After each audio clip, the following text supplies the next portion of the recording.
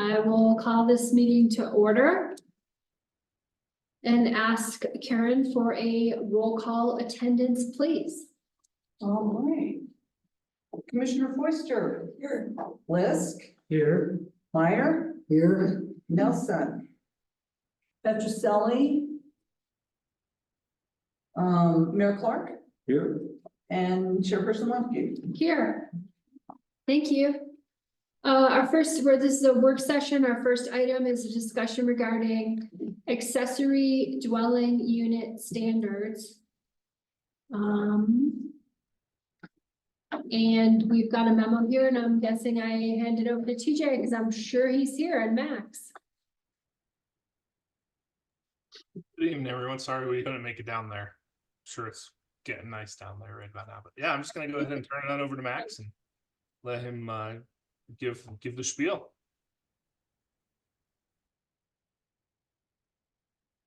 Good evening, Planning Commission. Looking forward to presenting our code update for this portion. My name is Max Garcia with CPS. I'm going to share my screen in a moment here. We're going to start with our accessory dwelling unit section. Just bear with me for one more moment. So while he's pulling that up, just real quick, because there's a little bit of a difference in the structure here. What we're doing is, because all four of these projects that are kind of encompassed are kind of at different points. We've talking with Preston last week and felt it was easier just to break them out as different kind of agenda items so we could focus the conversation on them. So that's why you'll see we'll just have each conversation separately. Great, thanks. Can you see the slideshow, Chapter 7 ADU updates? Yep. Yes. Yep. Very well. All right, let's get started.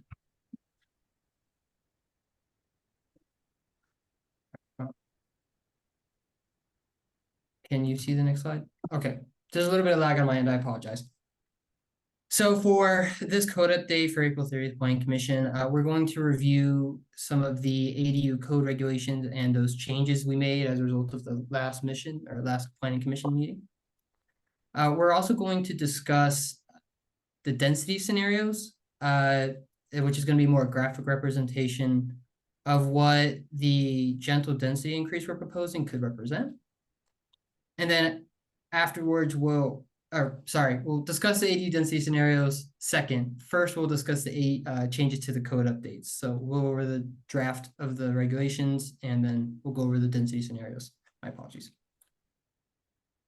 For a little bit of background, back in February, we discussed some of the best practices research on the ADU code element of this project. And from there, we developed a strategy of how to tackle the ADU code. And then last month, when me and TJ had the opportunity to visit y'all in person, we went over the initial drafts and concepts and then took a direction on how we felt about many of those concepts and broke down the code draft a little bit more to be more tailored to that direction we got from the last Planning Commission meeting. And that brings us to today. So in the previous update, we talked about a plethora of things, and this time we've taken the opportunity to, turn some knobs on what we plan on doing with each of these.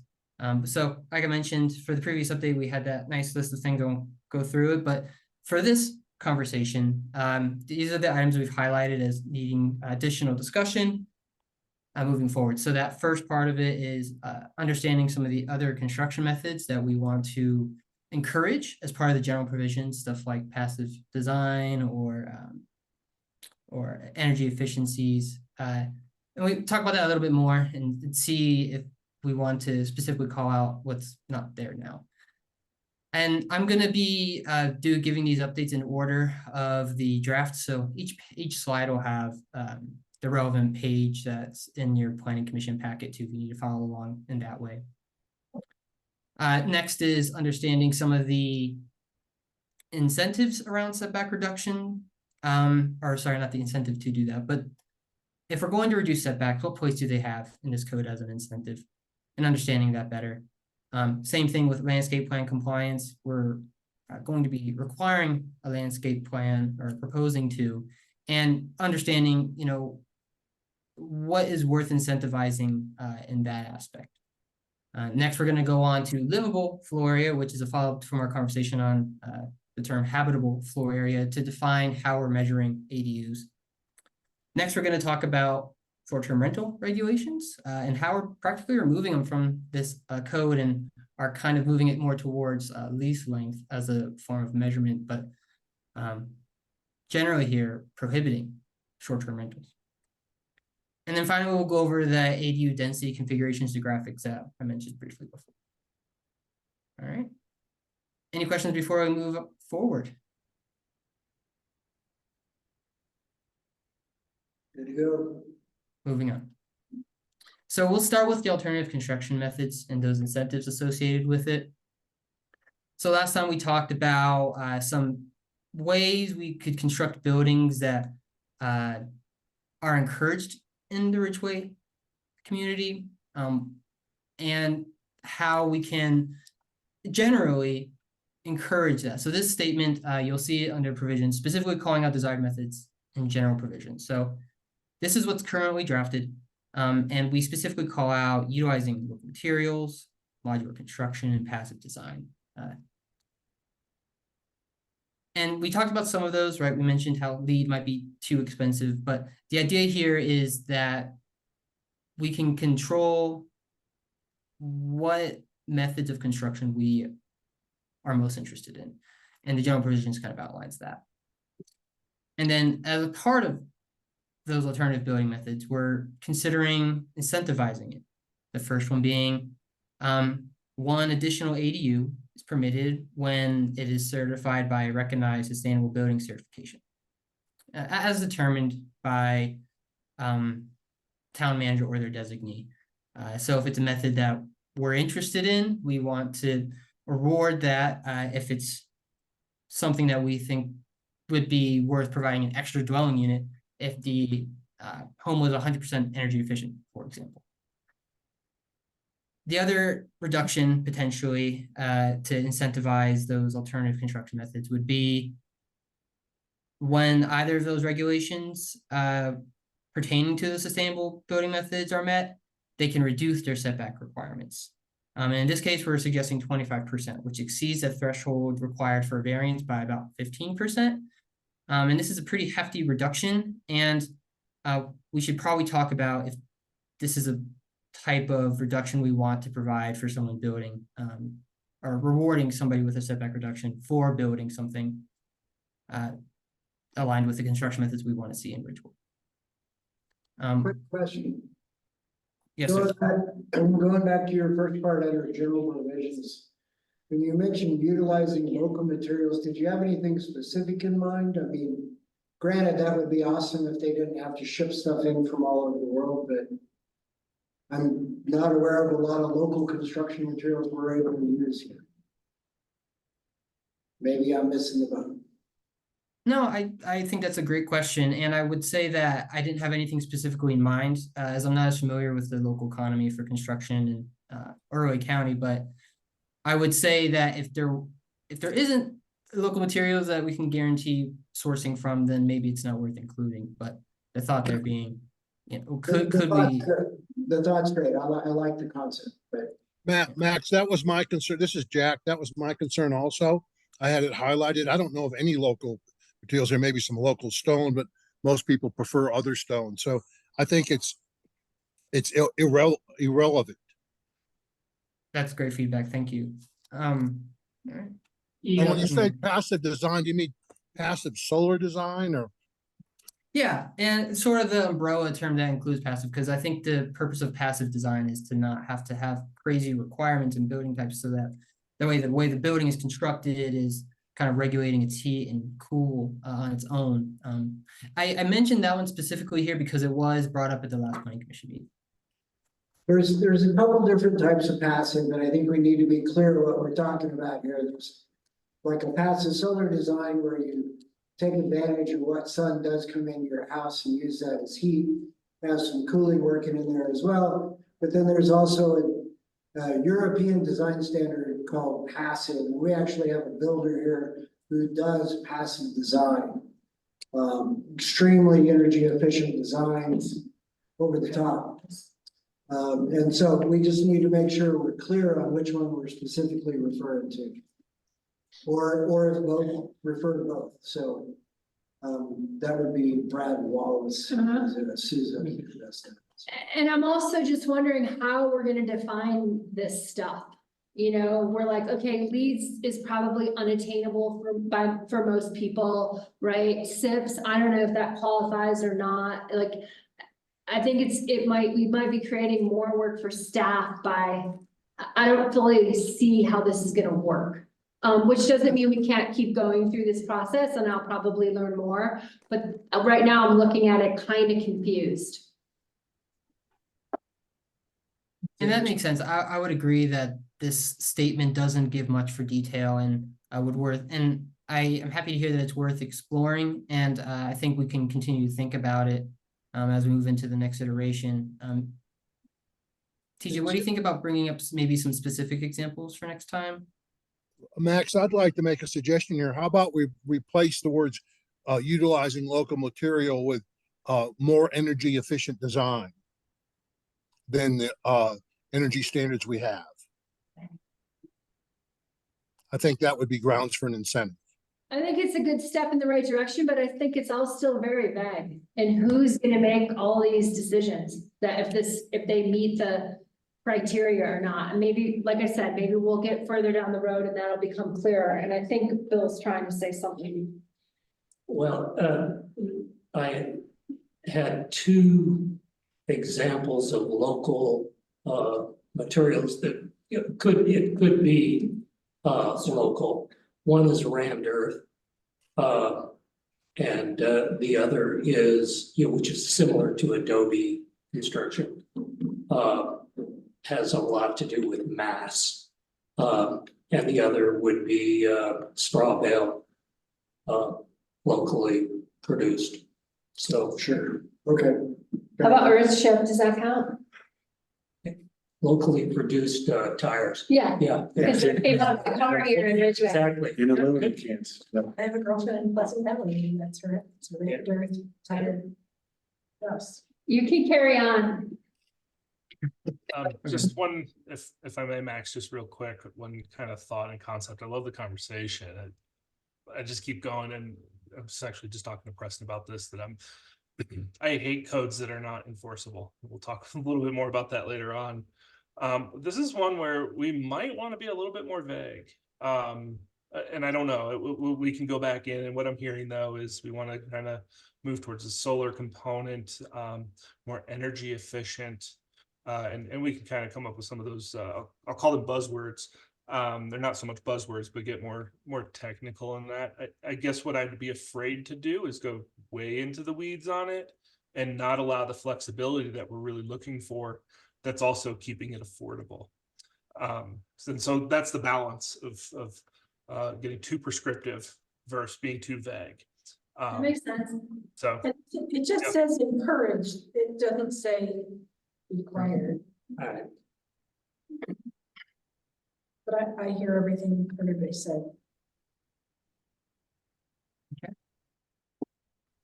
So then I guess the next question here is based on what these encouraging statements are implying. The incentives provided, are they matching something are the incentives worth what could potentially be, right? So here we're talking about adding a dwelling unit if they can get that certification of whatever sustainable building method it might be, right? Because that's basically what the deciding factor here is if they can get a certification, whatever body makes that decision for these, building construction types, is a whole dwelling unit in compliance with that worth it, right? Is that something that we're willing to consider, as well as reducing setback requirements by potentially 25% in order to get, designs that have solar efficiency or energy or compliance efficiencies, for example. I'd like some. Open up on the setback reduction too, because I feel like those are in place for a reason and they've been even reduced recently. What is it? 15 foot on the front, 5 foot on the sides unless it's sprinkled, then it's 3 foot. And I think the rear is it 2? I mean, I If don't know it's how, on an alley, it's two. It depends on. yeah, those are pretty minimal. I don't know how about reducing those more I have concerns about the setbacks as they are. as they are. Yeah, so I'm a little hung up on that too, and I wanna be positive about looking at things differently, so again, we can keep going, but just putting that out there. Maybe a different incentive. Yeah, maybe it's a different, maybe it's not, that's not the incentive. Yeah, Yeah, and if I may, I mean, I hear what you're saying. I guess our point is that we're at that point now where we need to make that decision. And Okay, so if these incentives, I guess, right, I mean, we could of course, analyze it to death, and we don't want to do that. If there's consensus that, hey, we don't, the incentive or the cost of reducing the setback is not worth the value of some of these components, then let's just kind of nix it now. Yeah, I mean, it's kind of we're kind of there. well, I'm kind of questioning, how do we reduce those further? Those are pretty minimal. I mean, the front one maybe, but then, that's the whole, street front thing, and then your neighbor's house had to be 15, and now you're saying, I don't know, you can reduce that to 5, like that. You're getting into sight lines, stuff like that. The rear one being 2, I don't know how you reduce that more, and the sides are really minimum. I mean, you're gonna be right on top of your neighbor. So that's my hang up on that.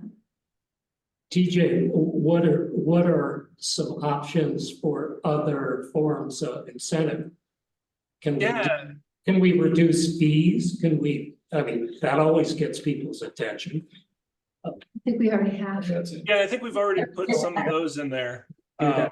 to kind of reduce fees and things like that as well. And again, I think what we were, when I'm gonna go back for a few months ago that you all said, hey, go back, think outside the box, and come back with some things.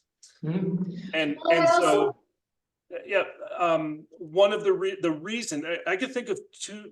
So we have a bunch of incentives in there just related to the setbacks themselves. I can think of 2 more palatable reasons for requiring a reduced setback. One is if you are doing, let's say, passive solar or some other, and you can prove that, hey, if I reduced it by an extra foot, it'll increase the efficiencies. That's one. The other is that with the smaller lot lines or the smaller parcels, that if somebody does do one of those building construction methods using hay bales, where it's I'm going to jack that up, 2 foot wide, walls, as opposed to 9 inches with everything, and that encroaches into a setback, that might be something. So if there is desire, we could kind of go, rather than giving a blanket kind of variance, if you will, we could tie it more to the specific activity. That's one way. There was another thought I had too, but I can't remember what that was.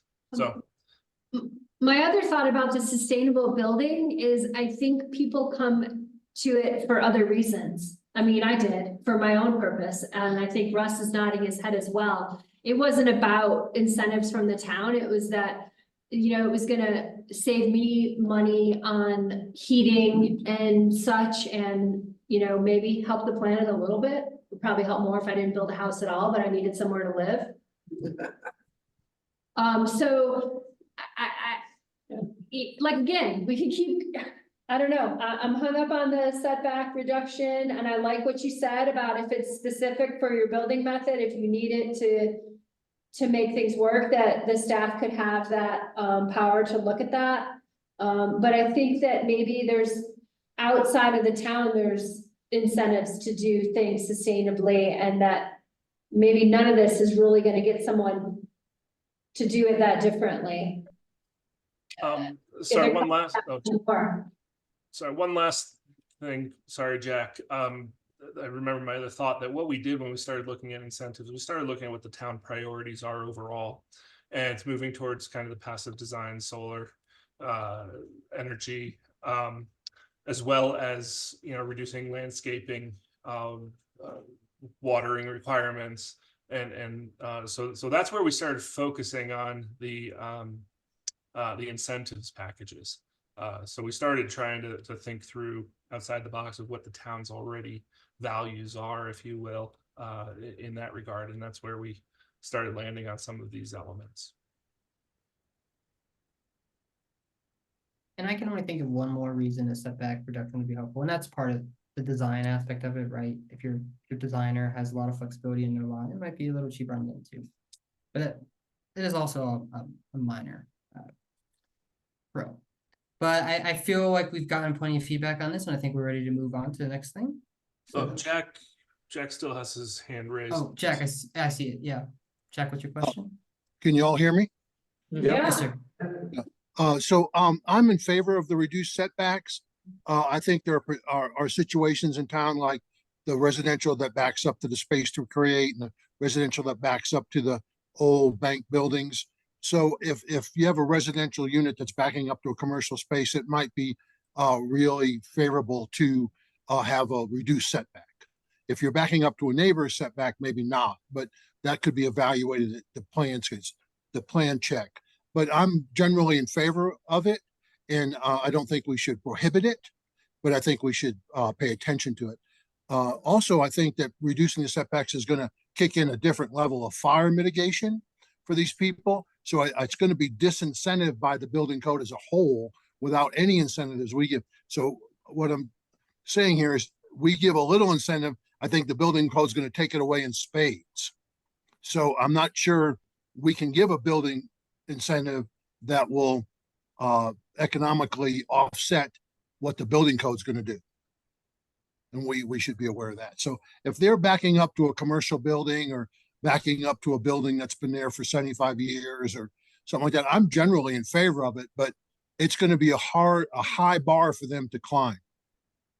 That was gonna be my comment, is I don't think there's any reason to have that in there because of the increased fire mitigation. It's an incentive that has a built-in disincentive, and I don't see, I mean, Jack, your points are well taken about some very specific, unique locations around town might be worth looking at, but I just don't see a place for it in the ordinance because it's so rarely going to be used.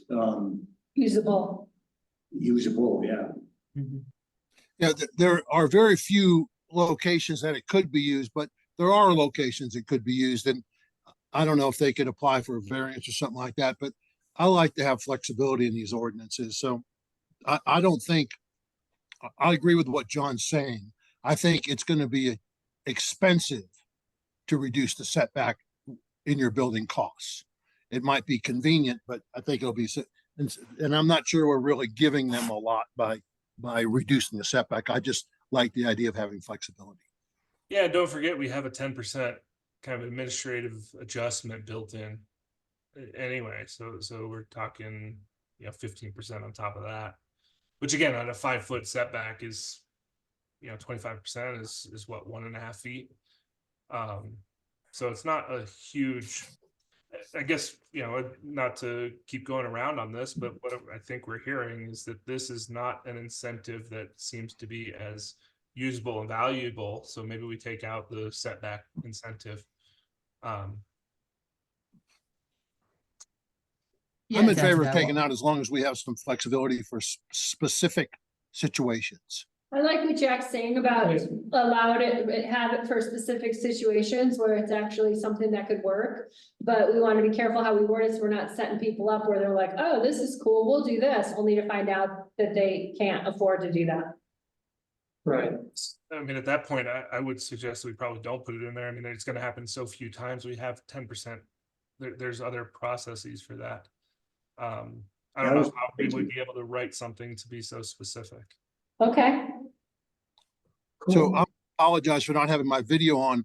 I don't know how to turn it on, and I even put on my makeup for this meeting, so I'm kind of feel at a significant disadvantage. I'm happy I got my audio on, so I apologize. We can hear you very clearly, Jack, and that's what matters. And you sound wonderful. Yeah, I think that's all great feedback. And like TJ said, we're gonna talk a little bit more about what that smaller setback reduction incentive looks like. But I really like that discussion about, why it wouldn't be worth it. And, I think the building code especially is a really good reason not to do it. So, all right, so we'll move on to the next one. So we're talking about landscape plan for this one. So the current draft is requiring a submitted building permit for an ADU to be compliant with the landscape regulations in section 7. And I'd like to quickly caveat this by saying that the next slide where I'm going to provide, what that would look like, provide an example of how that would look like, because at first it feels like that's a lot to require an entire landscape plan. But I'll show you a better example in a moment. And then, like we just talked about, the potential incentive for when a landscaping plan is exceeded in terms of requirements, we're offering that the ADU may reduce their setbacks by 10% without the administrative adjustment, or increase their maximum living area by 10% without the administrative adjustment. So I'm just going to go to the next slide real quick so you can see the example, and then we can talk about it in detail and we can go back and forth. My first thought is all I have to do is add an extra shrub. Potentially, but that's why I want to talk about it, because I can see some value in having, if your landscape plan is providing something that's aligned with the town's values on landscaping currently, which, as I understand, is trying out these waterwise landscaping standards, making sure they're sustainable. So I agree that putting in one shrub shouldn't mean that you are totally out of the variance process. I think that's a very good point, and that's something I was going to bring up.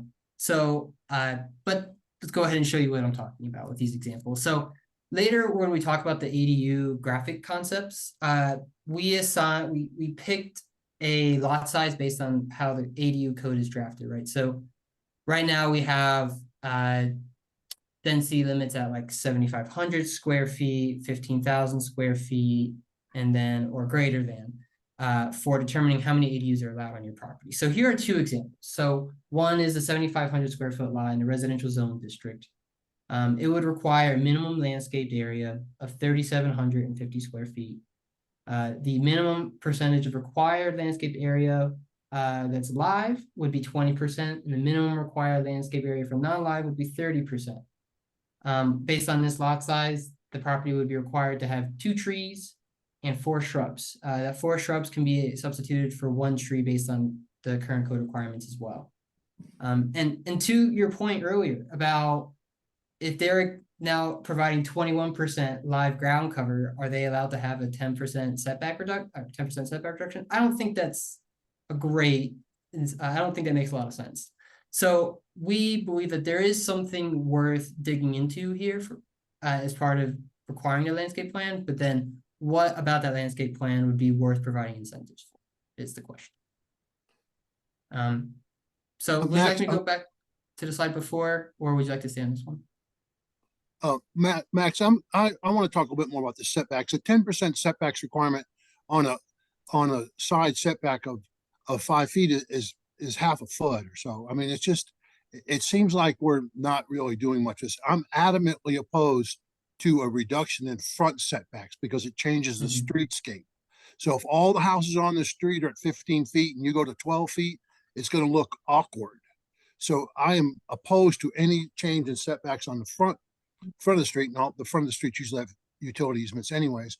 But I think that the side setback and changing these, I'm kind of agreeing with John, which I normally don't do. But these side setbacks are problematic. And reducing them by 10% or 20% doesn't get anybody anywhere. And I think it just makes everything confusing. Okay. I think that makes a lot of sense.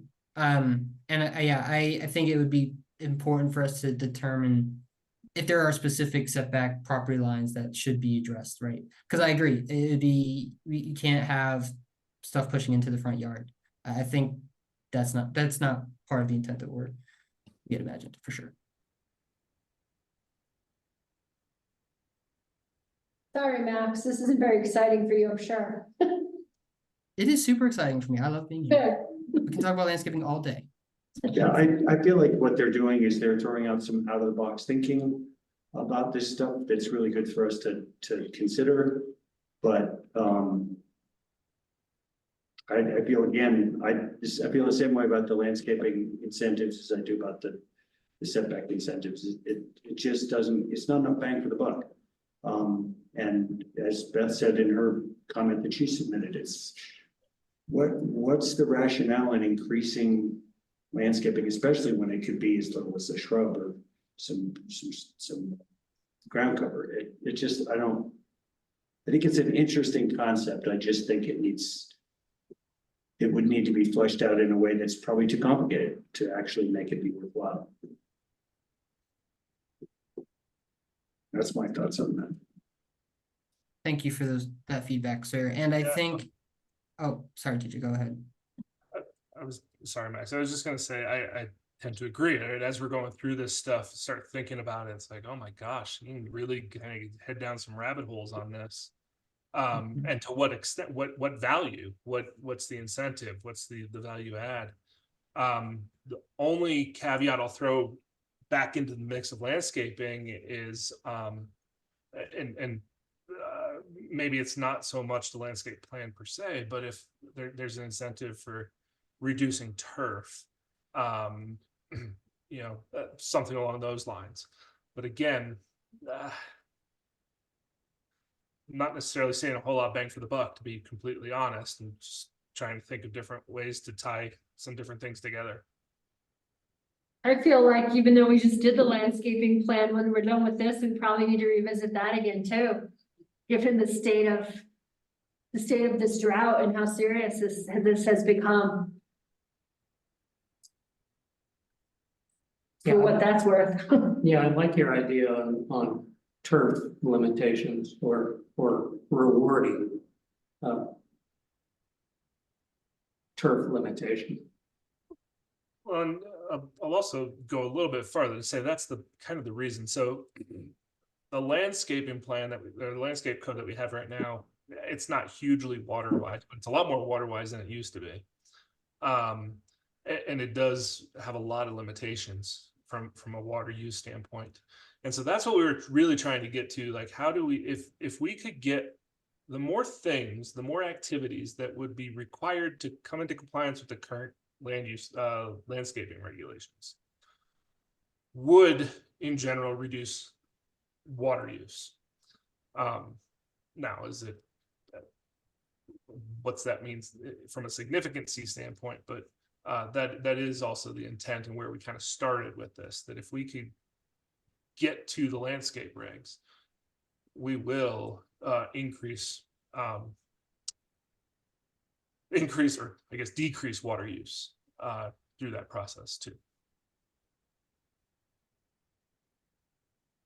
Yeah. So we definitely need to think of ways to maybe push some of those sustainable landscaping methods. So we'll keep thinking about that as we keep working through this draft. So I will move on to the next topic. I've got one more thing, Max. I think after listening to my fellow commissioners here and kind of processing this in my own head, I think I'm going to go back to my good friend Bill Lisk, and I think we should maximize the monetary part of this. And I think that's enough of an incentive. I think changing setbacks is a can of worms. I think this landscaping stuff is going to be hard to administer. It's going to make Preston more crazy than he already is. And I just think we should make this as simple as possible. And I think the monetary is the real incentive. Agreed. I definitely don't want to increase the staff workload by having to interpret all this stuff and go back and forth on it. I think that's a good point, Jack. Not that it matters, but your math's off on your table. your 20% number is 20% of 50, not 20%. I think your 20 and 30 should add up to the 50 and they don't, so. Not that it matters, but your math's off. Yeah. Actually, I would like to address this a little bit because because I believe it's understood that it's the minimum required landscape area is percentage of the lot, and then that next number, the 20%, is minimum 20% of the required landscape area is live ground cover. So it's not, I don't think they're supposed to add up. I think it makes sense for them to add up, but I don't think they're supposed to add up. TJ, is that the right interpretation? Yes. Yeah, I The think so landscape too. area is Yeah. of, yeah, the live and non-live is a percent of the required. And it's not 100%. So it makes sense. 20% of the 40%, right? Is that what that's saying? Correct. 20% of, It's- or of the 50. Yeah, it's 20% of the minimum required landscape area, not of the. Not of the total. not of the total. Right. The idea was to prevent people from doing either all rock or all turf. Understood. I don't get your numbers, but okay, that's fine. Okay. So let's move forward.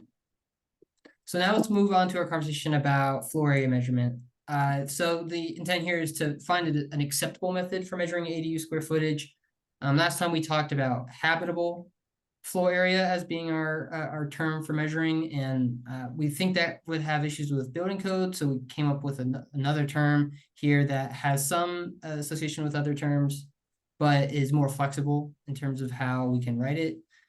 So the current draft of, so what we're considering here is measuring based on livable floor area, and then not including it in this ADU code section, but including it as a definition in section 9. So you wouldn't see the definition spelled out in the ADU code. You would have to go to the definitions to understand how to measure an ADU. And the current method is where the intent is to measure based on the enclosed wall, the enclosed interior walls. And I understood also that we wanted to exclude stairways from that calculation as well.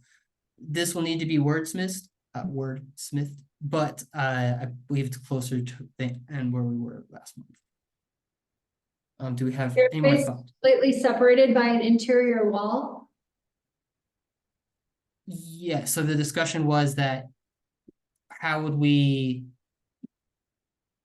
if we should include, for example, if you have an ADU above a garage and there's a stairway going from the garage up into the living area, should that stairway that may be enclosed in the building, should that count towards the square footage?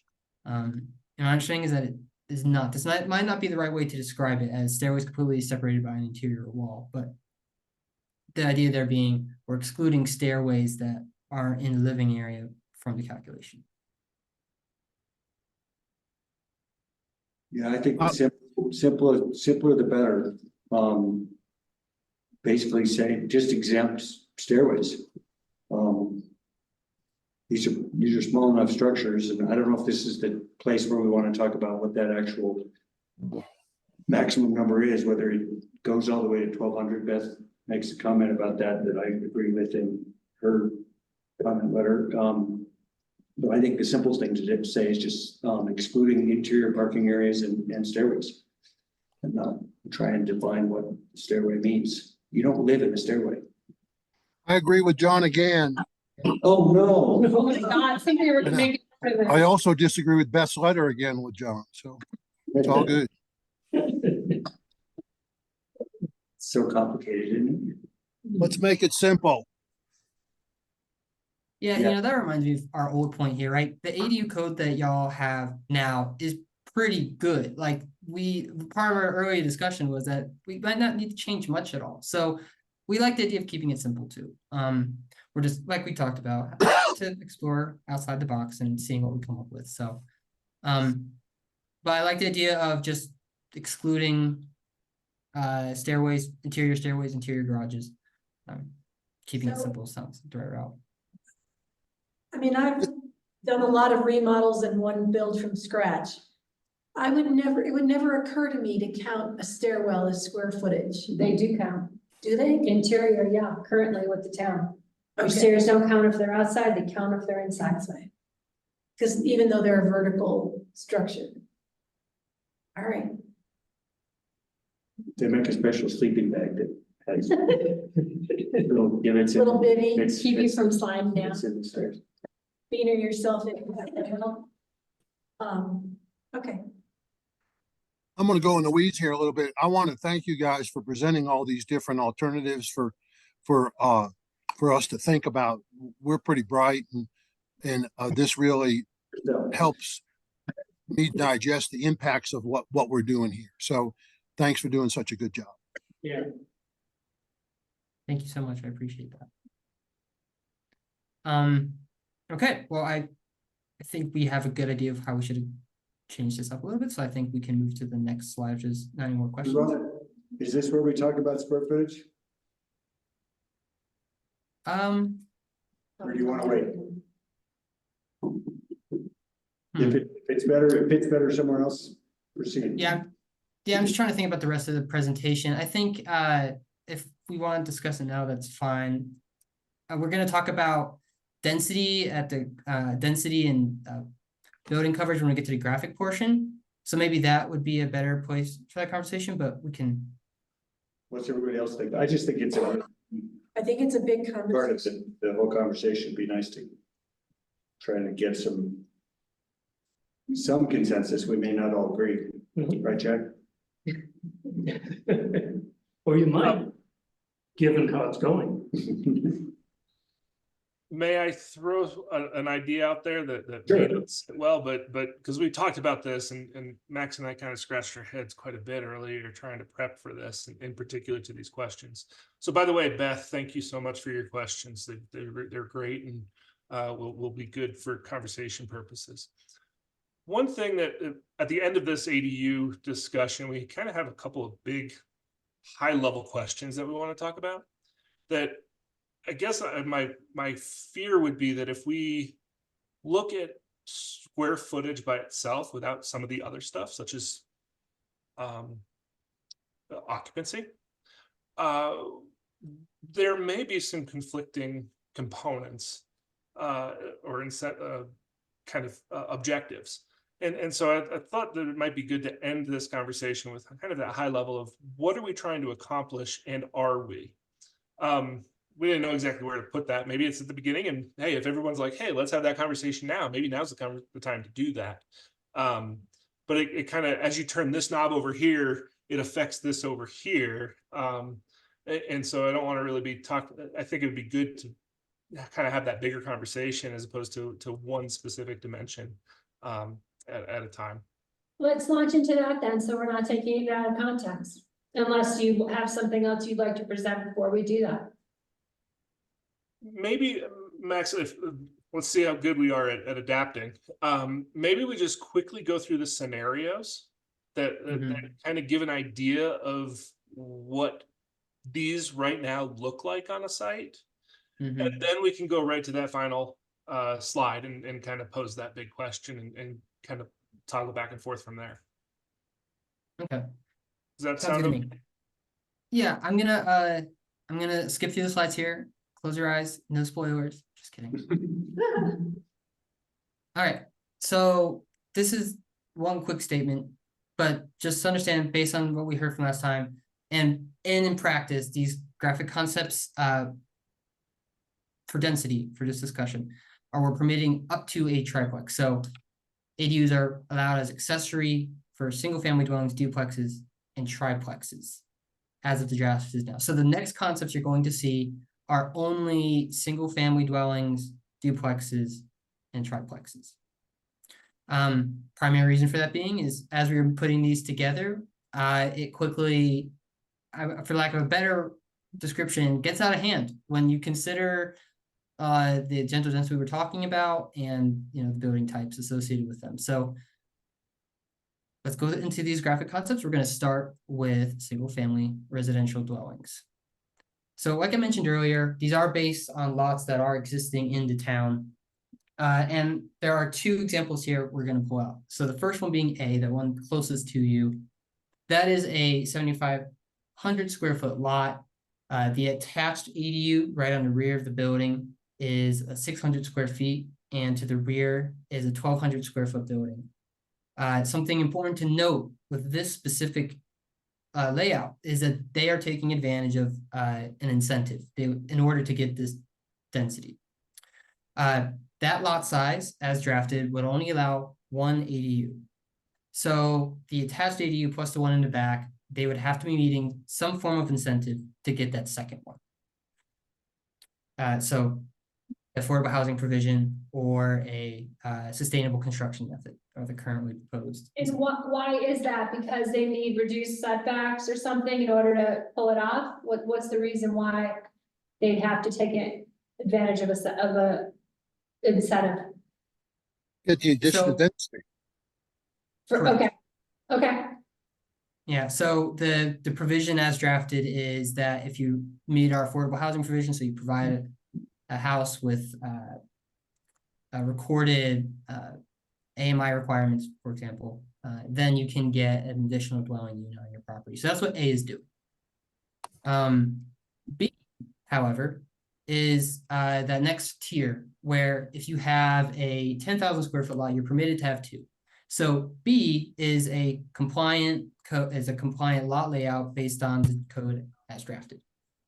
So that those two ADUs in the back are 900 square feet. They're based on a 10,000 square foot lot. And also if you notice, all of these setbacks are as is. So these are the setbacks that are required right now. And I'm not incorporating any reductions in these diagrams either. So what are your thoughts on A and B? I've got a question. Are you proposing on A? I mean, I spent an hour and a half preparing for this meeting and I got lost in some of the detail. So if A is allowed to have one ADU, and if they meet the restrictions we're putting on, they could have two, and that one of those restrictions would be that they deed restricted one. Are you asking them to deed restrict one or both of the units? In the proposal? One unit would be the intent. One, okay. I think that's a good idea. Jack, I see your hand. No, that was me. Oh, okay. Okay. It's a rental unit, so you're talking about income, not deed restricted, because it's not a purchase. I'm confused. There can be deed restricted rentals because that limits how much rent you can charge.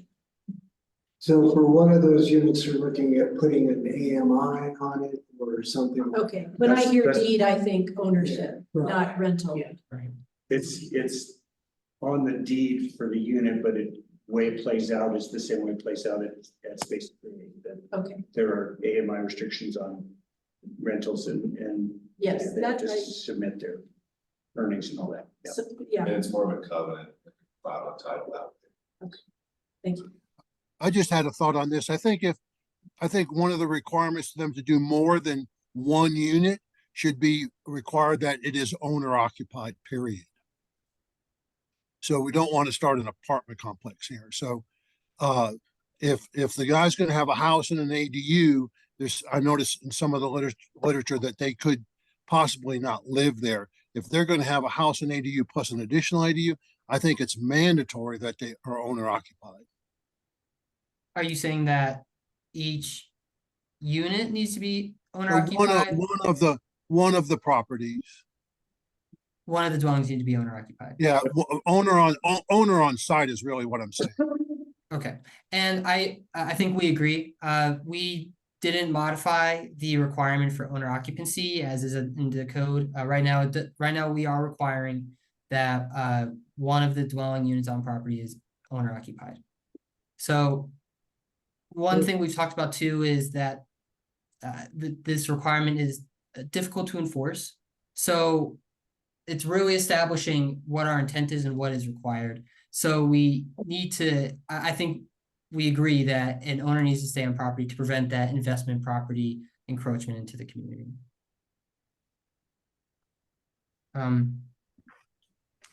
I do think that Beth has made an interesting point in that,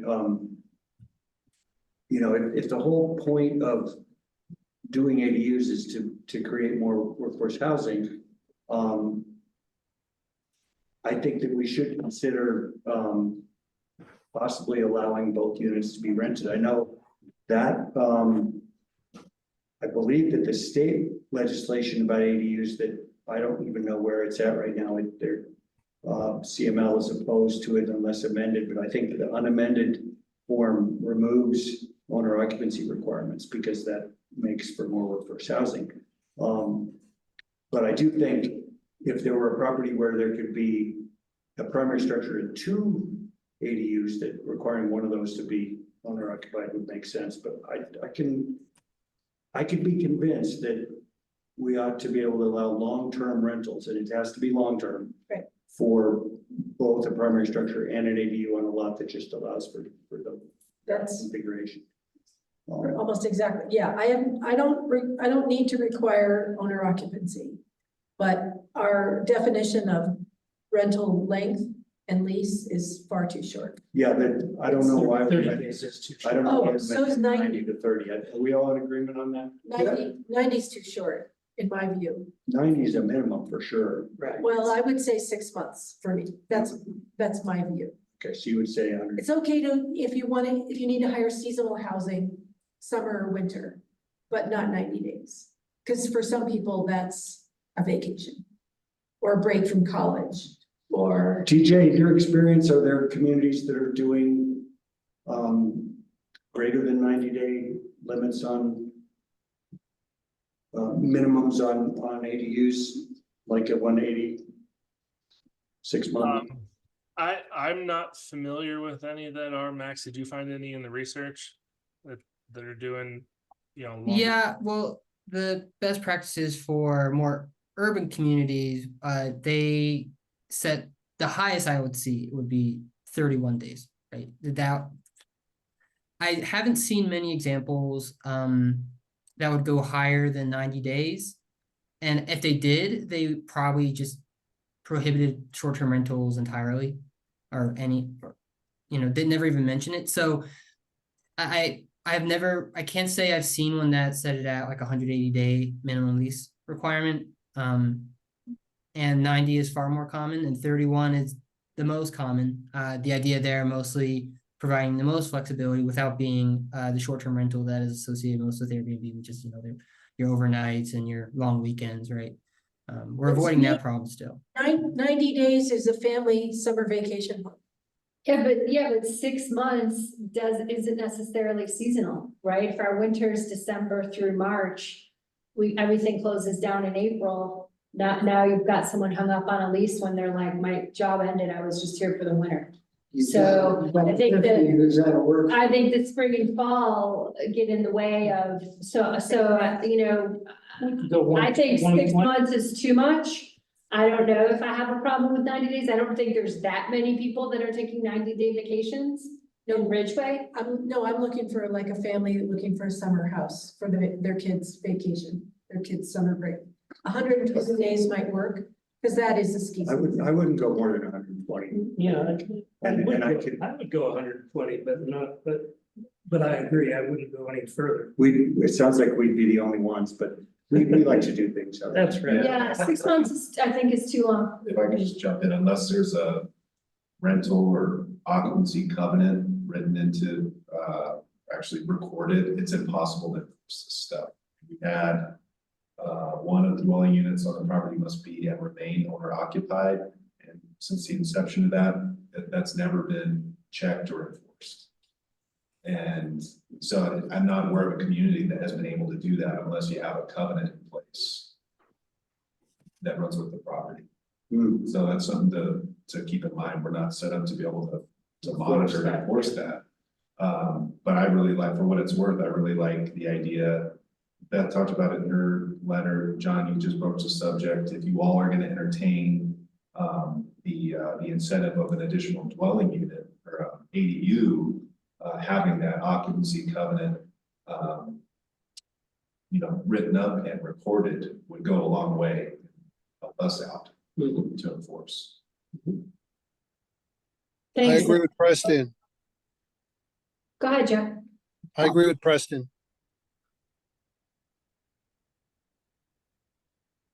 Okay.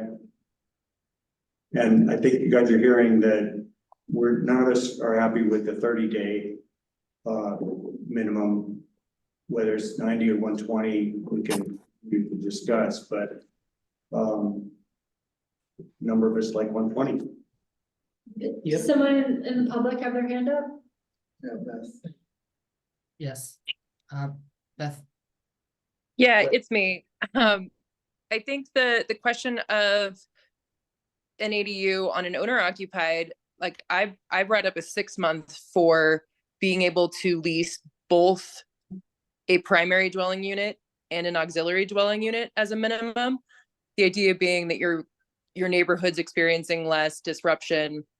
There's some other things you could consider. I do think it's worth considering for an auxiliary dwelling unit attached to an owner occupied home. 90 days is a frequent thing for people looking for seasonal work. An argument against going to 1,200 square foot ADUs, a family doesn't want to squeeze into an 800 square foot ADU for 4 months or 3 months. So some things to consider on that. You want ADUs to be profitable for those who rent them. And that might mean trying to capitalize on a 90-day rental on an ADU attached to your primary residence. So that's it. Thank you. thank you, Beth. I'm in And favor of 90 days, so there's my vote. What There is we it? go. For 90 days? Okay, great. It definitely sounds like we're going back to the 90-day, and I think we definitely agree that that's most fitting for a seasonal worker. So We can change it if we need to. I mean, like, we're pretty smart. We can change it. right. So I think something that we glanced over too was that as part of the sneak peeks that you weren't supposed to look at, but the idea that we're also already removing short-term rental regulations entirely from the code as drafted. And that's mostly to remove the connection. So we're, I think, making a strong point with the current draft that STRs are prohibited. And I think that investment property, the investor would probably look past a community where they start at 90 days, for example. So I think we're on the right track for that. So that being said, do we have any more thoughts on these 2 graphics before we move on to the next set? Nope. Awesome. All right, so now we're going to talk about the duplex. So this is a 10,000 square foot lot with 1 duplex and 2 ADUs at 10,000 square feet. They could have 2 ADUs, and the maximum square footage as drafted is 1,200. Each of those ADUs you're seeing are 1,000 square feet. And something important to note about the building coverage here is it looks like it's covering almost everything. These graphics aren't maxed out, and none of them are in terms of square footage. So none of them are at 50% building coverage. They're all a little lesser about there, and they're not going over. So as you're looking at these, keep that in mind as well, that there's wiggle room in what we're showing you. But the duplex, what's important to note here is what we have drafted is that if a duplex were to go, if you were to try to build a duplex on a property that was 20,000 square feet, they can double what's on their property based on the code as drafted. So you could have up to 4 ADUs, but what we're showing here is that at 10,000 square feet, that's not possible. You would have to have a larger lot in order to make that occur, but that's as drafted for duplexes. It's an important understanding here. The example address here is from the Soul Ranches subdivision as well. There's actually a lot that's not been built on yet. So I apologize for providing an address that you can't put into your GPS, but the idea here being that this is a lot that's existing and could potentially have this configuration. And what are the thoughts on a duplex with 2 dwelling units on? Looks pretty dense to me. Really dense. Great. Yeah, the 1,000 feet per ADU. That's a lot. I don't think that's the issue. I don't think it's the size of the ADU. I think it's just the. The density. Yeah, Density. That's what I'm saying, it's, The visual density, yeah. the density is because, to me, because the ADUs are so big. But even if you So- took so 200 you feet think if off, they each took them building, down it'd still to- have to be too dense. So I think we should consider reducing the size of the ADU when the density is increased. Mm-hmm. That makes sense. Agreed. So is the thought that as an ADU gets larger, or as a building that's principal to the lot, it gets larger, the percentage you can use for an ADU gets smaller? Do I understand that correctly? Well, we don't want to decrease the size of the ADUs for 1 unit on an approved lot. But when they go for additional density, I personally don't believe they should be allowed to get the maximum size ADU. In other words, if they're going to go and get 2 ADUs, maybe they should click down a size to 800 square feet to get 2. So they can have two 800 square feet, but not 2 1,200 square foot. I think that's an excellent point. I'm wondering, would you be open to like an allowance, right? So like an ADU max square footage that you're allowed based on your lot size, right? It'd be smaller than, maybe instead of saying you can have 1,200 square feet per ADU, you're now saying that for the total of your property, you have 1,500 square feet that you can use for an ADU, something like that. So that way you're forced to reduce the size of, if you do have a second one, but you might have space for a larger first one. I'm opposed to somebody maxing out their property with ADUs and turning their property into an apartment complex. I'm in favor of ADUs. I'm in favor of housing for people who need housing. I don't want I'm in favor of a 1,200 square foot ADU for a single family home. I don't want a duplex or a triplex to have 3 1,200 square foot ADUs. I think that's a mistake. So I think we need to figure out a way to reduce the allowable square footage size of the ADU as the ADUs per single family lot changes. I certainly think that's an idea worth exploring. Yep. I have another quick question about this. If you had a duplex and put 2 ADUs on it, Jack's probably the guy to answer this, but would you need to increase tap size on that? Because you're essentially providing taps for 4 houses there. Or would it be, does each half of the duplex have its own tap and then share that with their ADU? How does that work? Preston, Russ, you could do that. You'd have to be cautious with it. I mean, you could run a house and two ADUs off a 3/4 inch tap, but you wouldn't want to have a house, 2 ADUs and a sprinkler system, so you're stretching the envelope there. And if they don't like the water pressure, they get to buy a new tap. Yeah, he's exactly right. Pressure would become an issue, and you probably need to upsize from a 3/4 To an inch. Yeah, 3/4 is the standard size, right? correct. And this would be true for outflow, sewage. Not necessarily. Yeah. We'd have to look at the chart and go.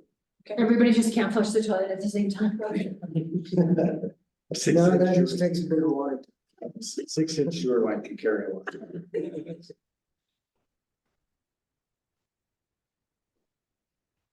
So it seems like knowing that should be addressed in the code, and it shouldn't be like, oh, turns out that didn't work out for you, now you have to figure out how to fix it.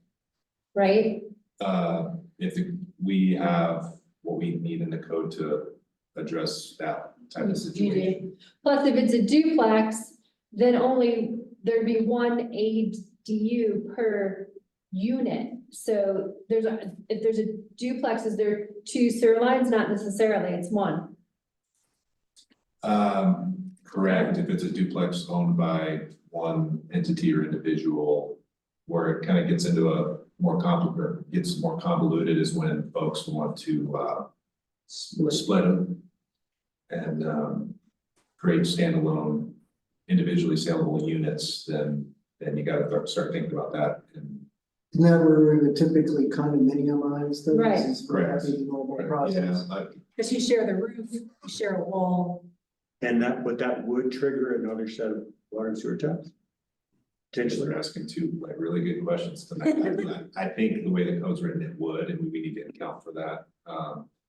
Two individual homeowners on the same tap, our code doesn't account for currently. So. Right.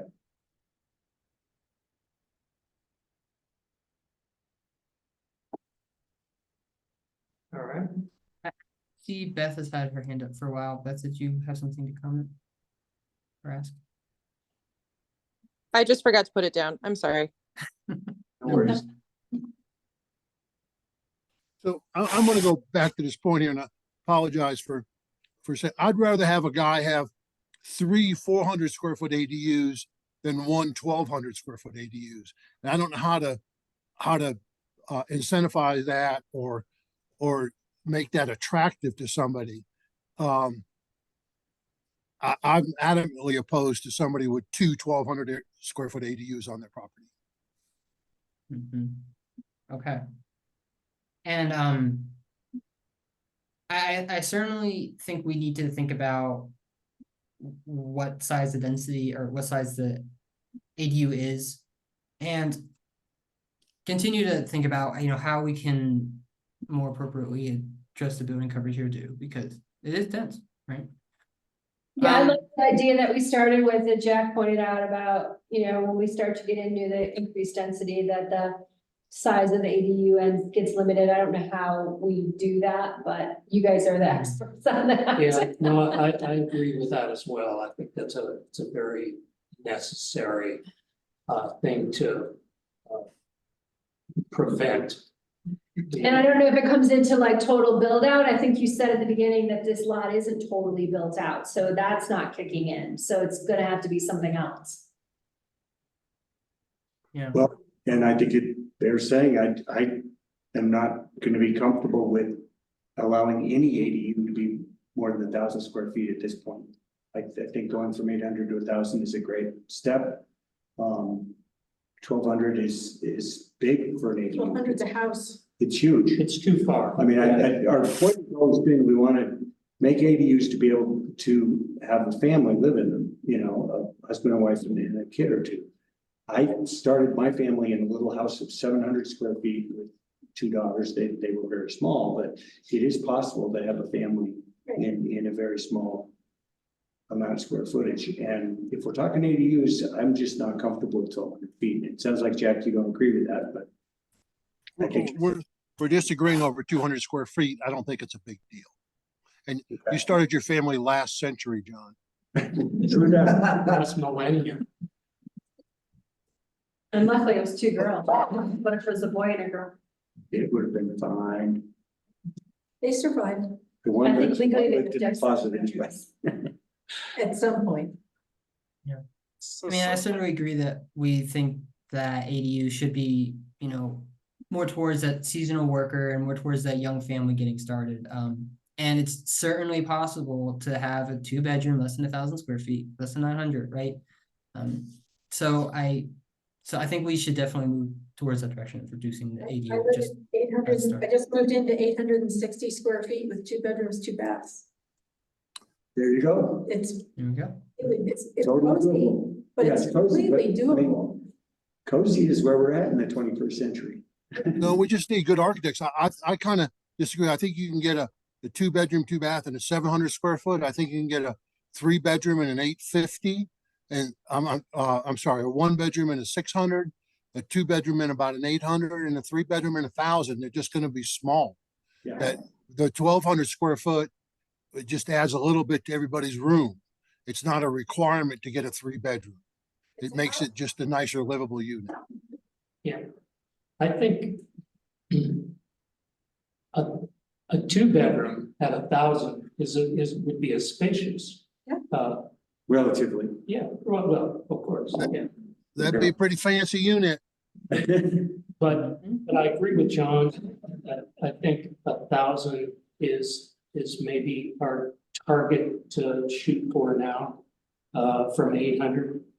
I think I agree with Beth's, letter that, 50%, jump is a little too much.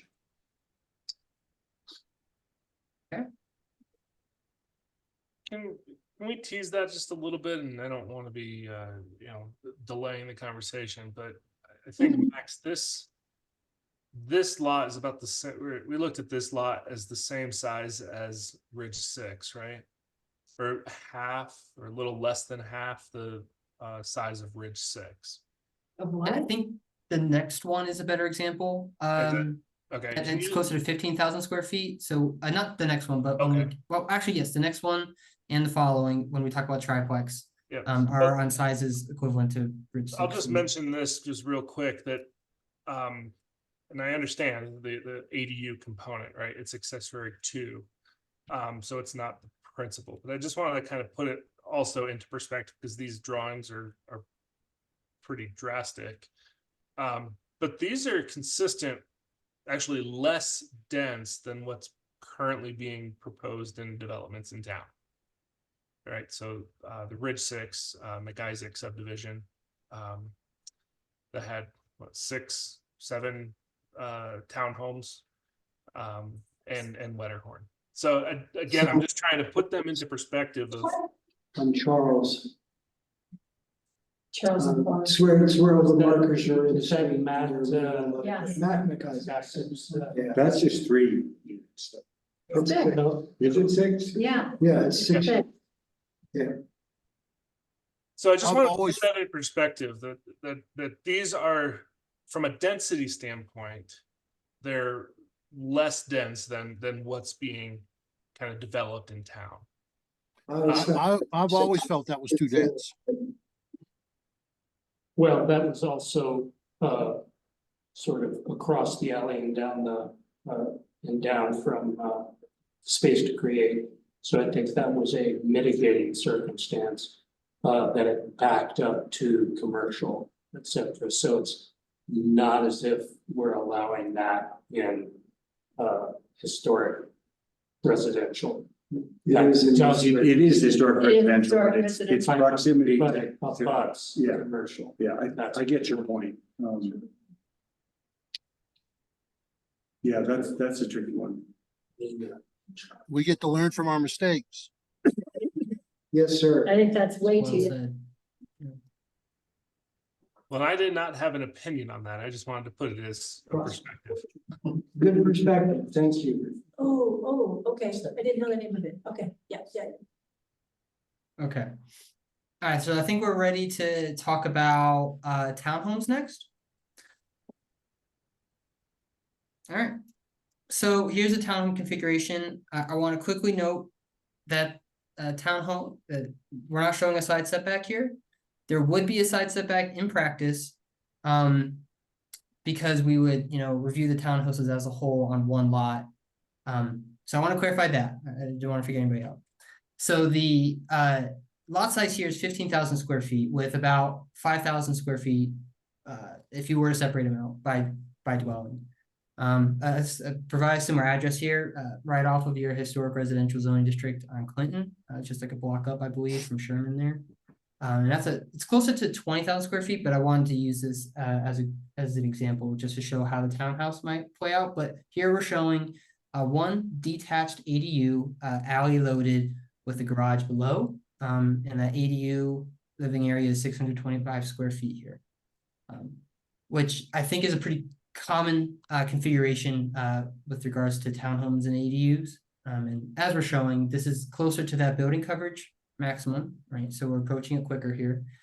And the ADU is for part of each unit. So we're considering a townhome development here that has 3 principal dwellings. So you'd be allowed to have these 3 ADUs based on the lot size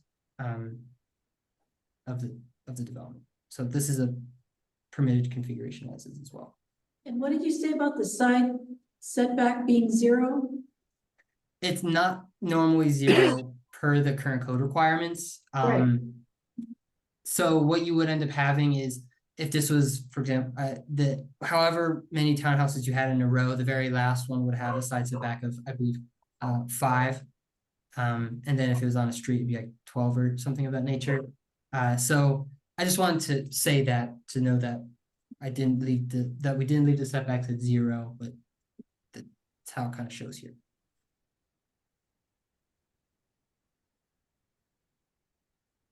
But how do we feel about this configuration? And this. Better than the density? last one. Yeah, Yeah, I would say, but they both cover 50% of the lot. Yes, this is closing in on 50%. This is almost achieving building coverage. So are we actually showing gaps between the ADUs? And if so, what setback is that from each other? All right, sorry, could you repeat the question, please? There's gaps between the ADUs, they don't have a shared wall like the townhomes. Yeah. If there is, what is that actual gap? What kind of setback is that? Between Is the, it Space. 5 feet, as shown? so would that trip a fire Sprinkler? thing with sprinklers? Probably. Yeah, Yes. Most likely, It yes. would. Well, maybe not sprinklers. You would definitely need firewall of some sort, some increased resistance there. Oh, below 5 feet requires sprinklers. yeah, that was my understanding. But 5 feet is. 5 feet from the boundary line, if the total gap between the two is 5 feet, that's only 2.5 foot setback, so. No. 5 foot on your property does not require sprinklers. Anything less than that does. So that would be 10 foot between buildings. That's the way I understand it. What he's drawn here looks like is only 5 feet on one lot. Yeah, correct. Between both buildings only appears to be 5 feet. Max, can you clarify? Yes, sir, it is indeed 5 feet as shown. So we're running into the issue that we pointed out earlier, where our incentive becomes the disincentive because of the cost that the Correct. sprinklers would be. Yeah. Right? Did Well, you guys? You also have to realize that we're just kind of picking some different scenarios, right? So, Understood. Right, Right. you know, all of that would have to be kind of played in by the applicant and whatnot too. Mhm. And so, yes, this probably would not be feasible for a lot of different reasons. However, it does kind of, you know, you could shrink the width, get rid of that man door and push it longer, right? To meet those This layout would incentivize attached buildings. correct, and then that could happen as well, right? Because it's townhome lots, you could attach, and there's of course a lot of different configurations as well. But That might be the way to go if the front is attached, to do the back as attached as well. I'm just wondering why you chose to lay it out with 0 setback on one side for the ADU on each lot and 5 feet on the other, instead of making it 5 on each side. Which seems. Well, so. Yeah. I understand the confusion, and so the intent here was simply to show how a townhouse with a detached ADU that is compliant with code, how that could look.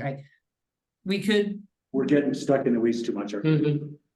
So the setback concern is important, because we would have to address that with this, and that could end up taking, you know, some square footage. So if we were to make this as a compliant 10-foot side setback, we would have maybe just shown a larger ADU or longer or something of that nature. I think it makes sense that it's misleading because it's not appropriate to how the townhome development would actually play out. I'll be a lot more frank with you all that we had this model, so we just threw it on a drawing. We tried to do it as quickly and efficiently as possible, Hmm. to show kind of density and how it lays out on a site. But I think it is kind of getting its point, right? Like, these are pretty dense. And it's pushing the envelope on a lot of things. This though, if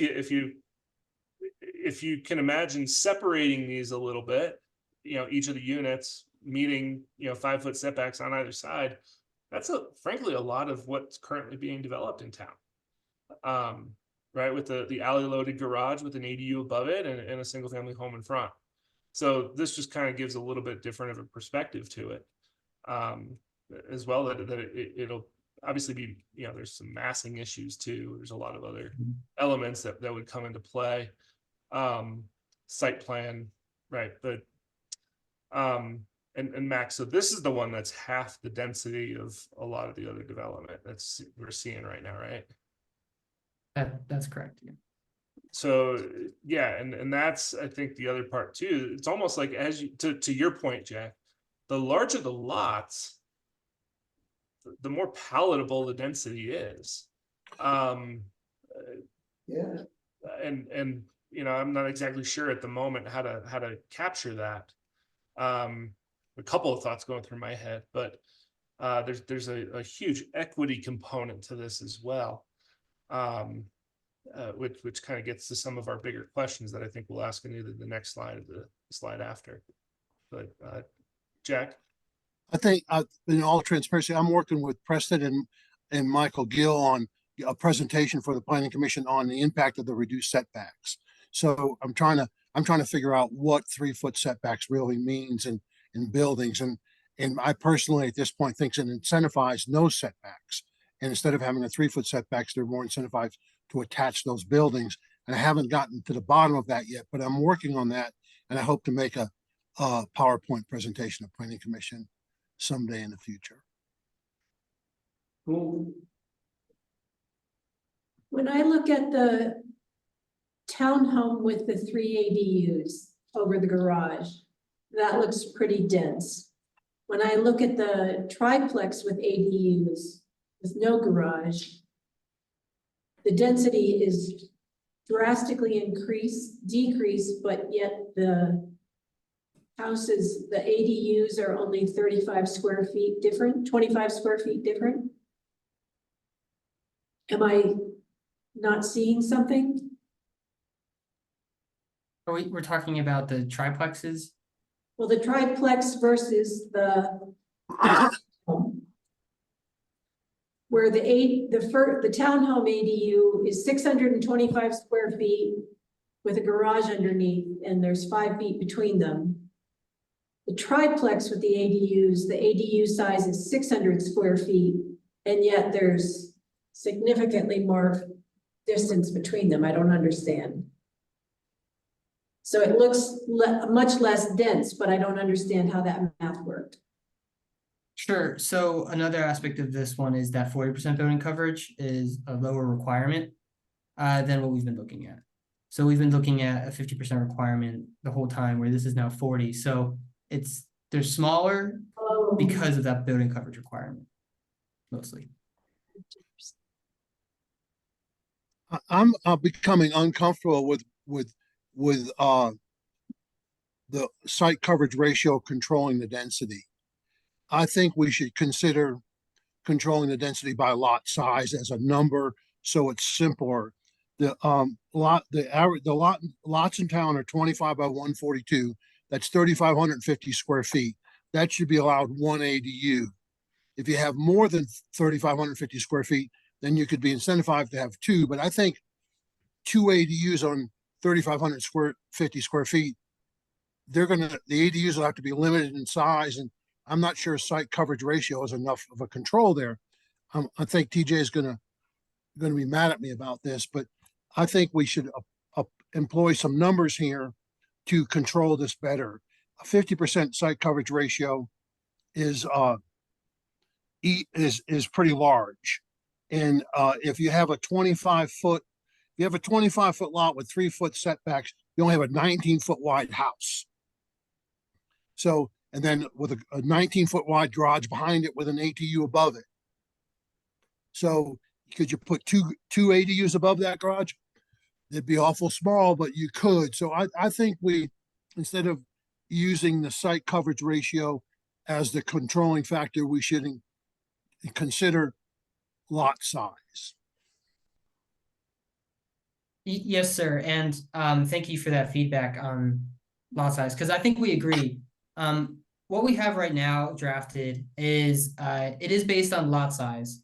We're showing it by building type because of the because ADUs are being accepted based on building type, but also being based on lot size. Now, I will say that the lot size requirement tiers that we have now are higher than what you're saying. I think the first tier is at 7,500. You can't have more than one ADU on a property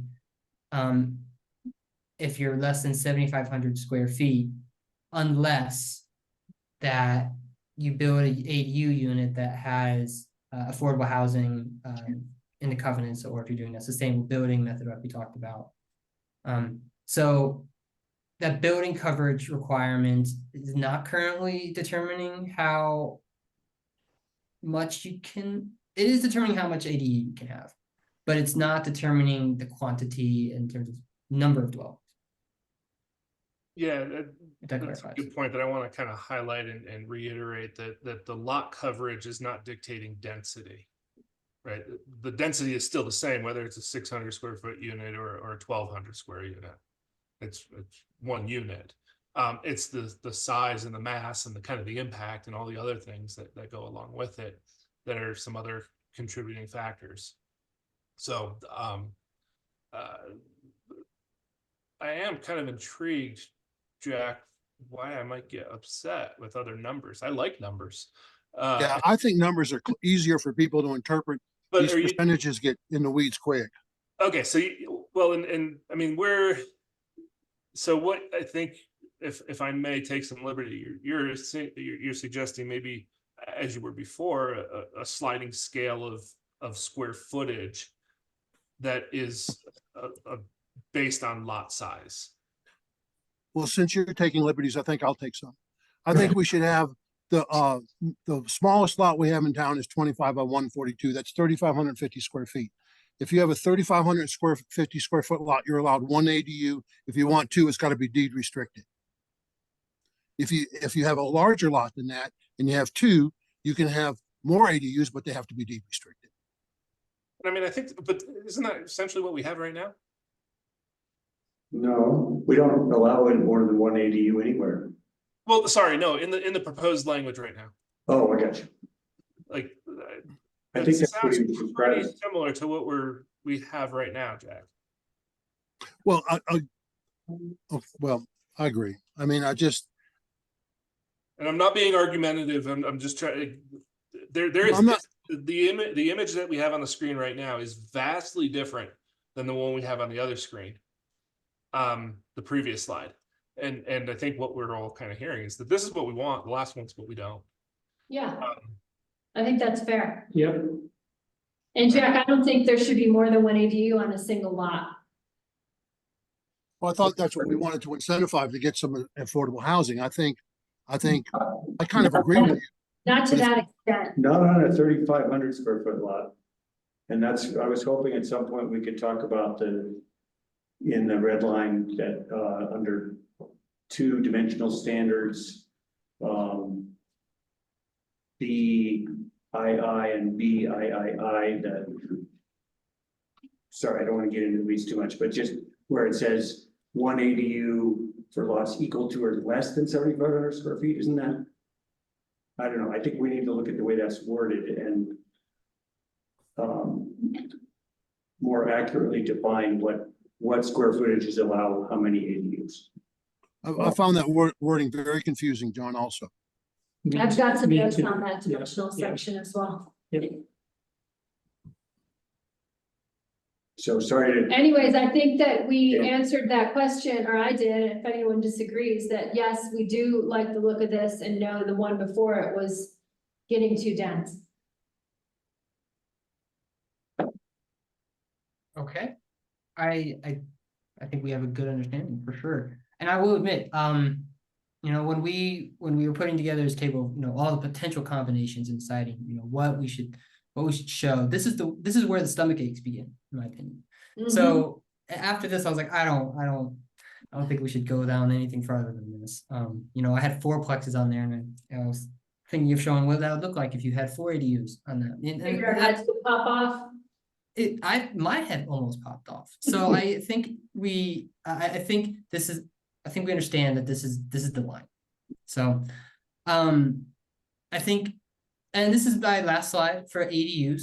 We've made it to the end of the ADU slides, so great. And I would like to only, I guess, finish off with a discussion about, you know, are we on the right track to achieve the goals we want for ADUs? And I think we have a good understanding that some words and some regulations here need to be chopped down a little bit. And that's what I'm hearing, and have plenty of notes on ready to do that. But I would like to get an understanding of, you know, do you think this is closer to achieving the goals we want? Yep.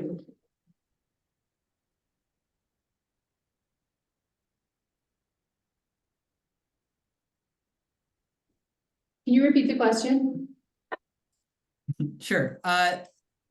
Based on the ADU code draft, as we've talked about, as discussed, are we achieving the broader goals of the ADU? We've talked about seasonal workers, providing homes at affordable rates, encouraging sustainable methods, right?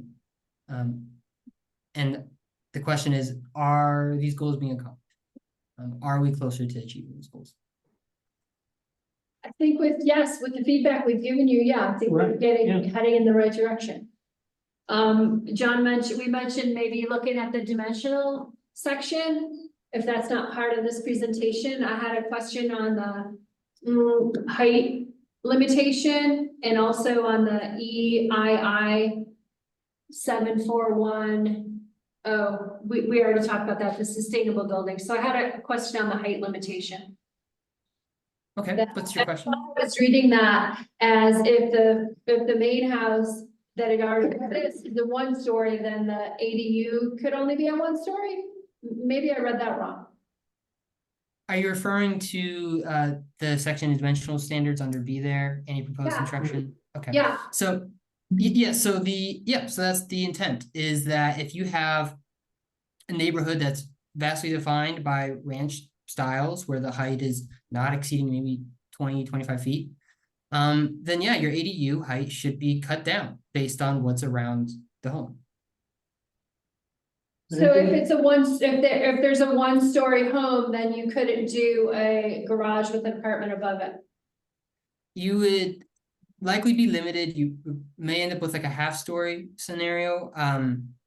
But yes, it would depend on what is surrounding. So we're talking about if we're talking about a typical subdivision, we're talking about the lots, 5 lots around you, right? The left, right, behind you, and at your corners. So if all of them are ranch homes, then yes, the idea here is that your height can exceed those based on an average of those heights. Did you say can exceed? Cannot. Cannot. That's what I. Does anyone That's else what I have a believe. thought on that?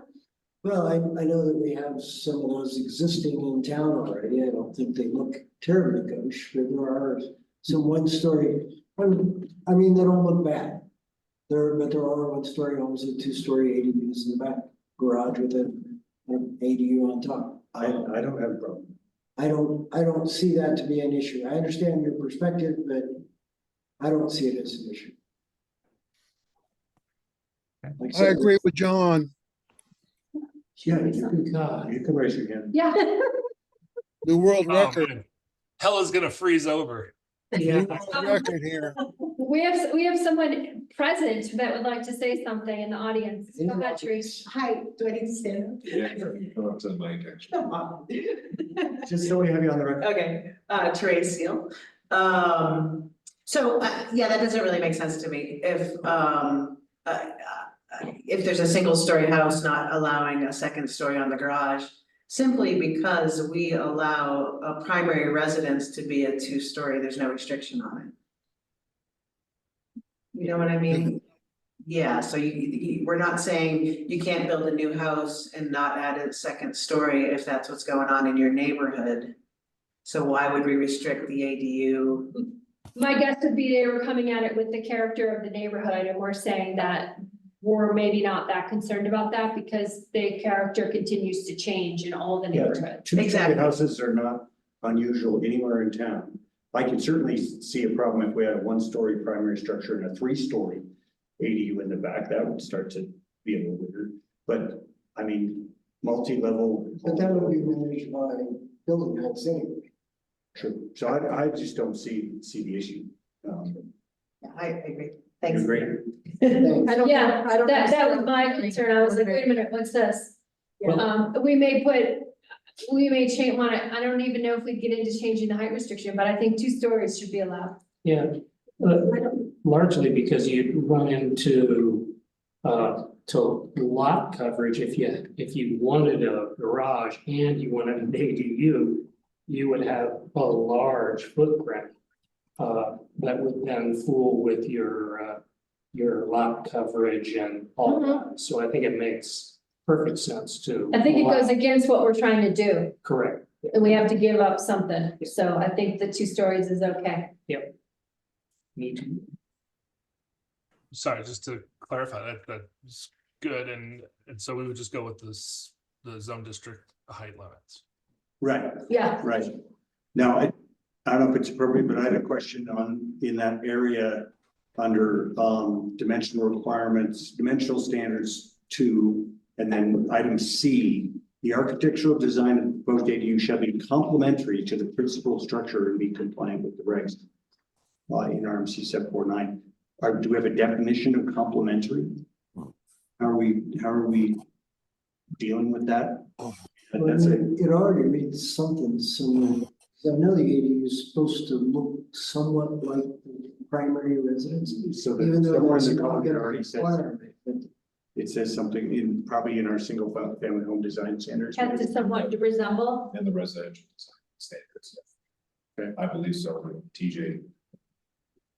That's Yeah, it's not a strong connection, but the idea here is that, hey, don't have something way out of whack with it. Again, this is one of those things where I hate getting into design standards because it's a little bit fluffy and a little bit tough to administer. The Right. idea here, though, is that we do want to, because we want to make a clear connection that the ADU does have to meet the residential design standards, right? So we are trying to make clear connections between code sections here.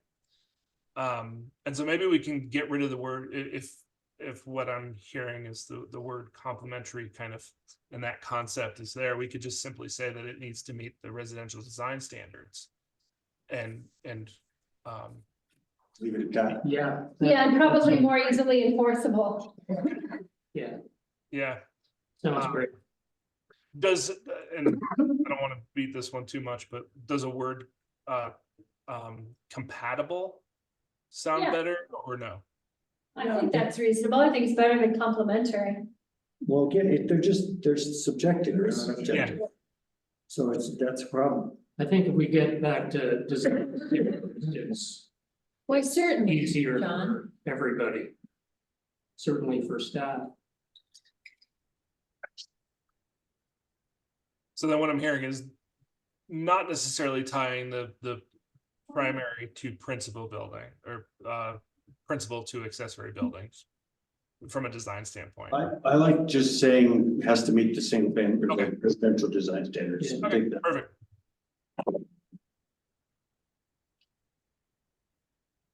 I mean, Look at, they're closing out here. Thank you. Had enough of you people tonight. Oh, you haven't had enough of us just yet. We got more to go. maybe we can't require compatible or complementary, but we could encourage it. It's essentially Well, I what think the the design standards. residential design do standard. Yeah. encourage it. Okay, okay. So Yeah, where- I'm sorry. I was just gonna ask where we're at. We still have parking. Well, are we done with this? Because we haven't really talked about the, No, I think we need to go back to square footage. Yeah, I think the. Yeah, Aaron. Yeah, we'll go back to the end of the code draft update portion that we skipped over, for sure. well, I think that while you're jumping back there, Max, I think that conversation at a more holistic level was pretty good because we were able to kind of tie size with scale and lot size too. So that will inform that sliding scale and the overall size. So I think that little venture was pretty good. So thanks. So my question is, looking at paragraph 2, dimensional standards, parent A, and then subparent II and III. I think those need to be reworded to something like 1 ADU is permitted for lots equal to 3,750 square feet or less. That 2 ADUs are permitted on lots equal to 7,500 square feet and less, and then maybe having I guess the IV, the Roman numeral 5 or 4, sorry, about 1,500 square feet would probably also need to be tweaked a little bit. Am I making any sense? You understand what I'm getting at? Well, wouldn't it just be simpler to say on lots less than 3,250 or 3,750. 37, yeah. 3,750. That you're allowed one from 3,751 to 7,500, you're 2, then you don't get into. Yeah. What gives me brain damage is equal to or less, That's it's just, if you just put it in numbers. 3,750 to 7,500, 7,501 to 15,000 X number, so that you're just looking at. So it's real clear. Yeah, exactly what rather than equal to or less than, it's not. It just spells it out. Yeah, it's just not as easy as seeing the numbers. For me. So, Are you hearing us? yeah, I think so. I just want to make sure that I'm clear that so what you're saying is that 1 ADU could be permitted on lots 3,275. It's actually 3,750, I think. Yeah. 3,750, sorry. Minimum lot size. And 2 allowed in. I mean, I get the semantics of the language. We can work through that, no problem. I'm just wondering if these thresholds are still correct. I guess that's what I'm trying to figure out, if it's changing those. I think two are permitted for 7,500 to 15,000. No, actually, two are allowed for. What this says is Right. 2. You're right. I know that's what's so confusing. Well, One is I about, guess, is the minimum 3,750 or is it 7,500? Where you can have one? What is? Because The the way intent, it's stated here, it's the 7,500 minimum is less. the minimum is 3,750. So if you have a. We have a bunch of historic residential lots in town that are 25 by 142. Those are 3,750 square feet roughly. And an ADU is allowed on those. Okay, so We allow- from 3,751 to 7,500, stay with 1? Or do we go to 2? I guess that's really the question. That's a good question. I think, probably we stay with 1 right up to the 7,500, but over 7,500 allows 2. Okay, so that's at 7,500 and less, you get 1. 7,501 to 15,000. Which is what they tried to You say. get 2. I see that now. He's just trying to nail that down, whether it's 3,750 or Right. 7,500. I see what you're saying. Yeah, it's I don't know, it is semantics. So at 3750, do you allow 1,000 square foot ADU? That's what we've been, It's kind of, That's what that's it is, where right. we're headed right now. That's, I don't think that seems, I mean, I have a pretty good sense of what one of our original 2,542 lots feels like. And that doesn't seem excessive to me. If you build a house with a garage, you can put an ADU on top of the garage. It'll be narrow, but it'll be in line with the lot. It's doable. I guess the bigger question that I think Russ is pointing out is there some threshold between 3,750 and 7,500 where we think two should be allowed, something less than 7,500. Mona? Well, and what we have in here is that one would be allowed with if you meet the affordable housing component, a deed restricted, you could go up to two. Under 75,000 square feet less. Right. Hi, Tracy again. So, you know, we're allowing a house to be built on a single lot now, 25 by 142, which is awesome. And then you would allow one ADU for that, right? Correct. So if someone owns two lots next to each other, they could theoretically build two primary And two ADU. and two ADUs. So wouldn't that make sense to then allow two ADUs on a single family lot that's 7,200 square feet? It's slightly less than 7,500. That's what I was getting at. Yeah. I don't know. It makes sense to me that there should be. It's almost like a loophole. Well, Where you could subdivide your property and build more. the Yeah. 7,500 is a little arbitrary based on the old town lots, and there's a lot of new lots in town that aren't minors lots that are different sizes. So that's what you're getting at, right? Is that there should be maybe some consideration for a number less than 7,500 square feet, but not a lot less. Not a lot less. Yeah, I'm just saying, I think someone could, you know, smartly say, oh, well, I can build one house with two ADUs. Or I can build two houses with two ADUs on the same size lot, depending on how you split it up. You're limited by the coverage area, obviously. I mean, building a house and an ADU on a 3750. I mean, those numbers are gonna be really tight to be able to squeeze that in, with your setbacks. But if you were building, if you had one unit on a, say, just 7,000 square foot lot, and you had two ADUs, because you don't have all those setbacks, you could stagger two ADUs. And I think fit them in better. Which would be a reason not to subdivide the lot and try to get more on there because you got more setbacks. Yeah. And a little less density, I think it might be nicer for a neighborhood. Yeah, I think it's hard having a solid cutoff number, whether it be 75 or 73 or 72. Because how's that work? If someone comes up 5 square feet under that, then it's a different story. Like, well, how are we going to, Right. how's that gonna work, you know, with different size lots that vary just very slightly?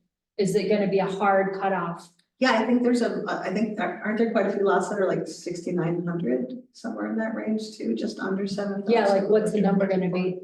Yeah. Yeah. Plus, there's all along between Clinton and Charles, actually either side of, between the highway and Charles, all of those blocks are split up with alleys running both ways. So there's 5 lots in each quarter block, and the edge ones are thinner, they're smaller. So there's a lot of old historic residential lots that are smaller than that 3750. But with alley access, I mean, that's like a whole True. different ballgame. You know? True, Yeah. but there are a lot of custom sized lots that don't. So that might be where the percentage, somehow a percentage comes in, because having a hard cutoff number is tough when our lot sizes vary so much. Are you following this? TJ, I'm sure you are. You're good at this. Yeah, I think your percentage is a really good way to go. I don't know exactly how that would work, but I think a hard cutoff number is gonna pose some problems because someone might be just barely on the other side of it. So how is that equitable? Yeah, and that's kind of what I was getting at before too, as far as you turn this knob over here and you're Yeah, this over here. We have we've thrown out there a couple of different ways to approach it. One, square footage, which is what the current town code says. We've also thrown out their percentage. The one that Max threw out tonight, which is another one, is a total, square footage or a max cap on a lot size. I guess the way I'm thinking is there's tons of ways to kind of come up with it. In the vein of trying to be simple, we should stick to one, and also know that there are other components. And I guess I'll maybe put it this way. Maybe this is a good way to put it. I'll make a statement, or I'll ask a question in the form of a statement. An ADU is not a right, it's an allowance. yeah, Right. So to that point, if that is true, if that's a true statement, then inevitably we're going to be cutting somebody off. A couple months ago, we cut somebody off by 997 square feet. And we're going to be doing the same for somebody. And so I guess the idea is, how do we come up with something that is as equitable as we can and meets the objectives that we're trying to accomplish? And then kind of going back to that of, what are the objectives that we're trying to accomplish? Are we trying to get everybody in ADU? That's a whole different objective as well. Is there is there a way to say, like, with a percentage, say,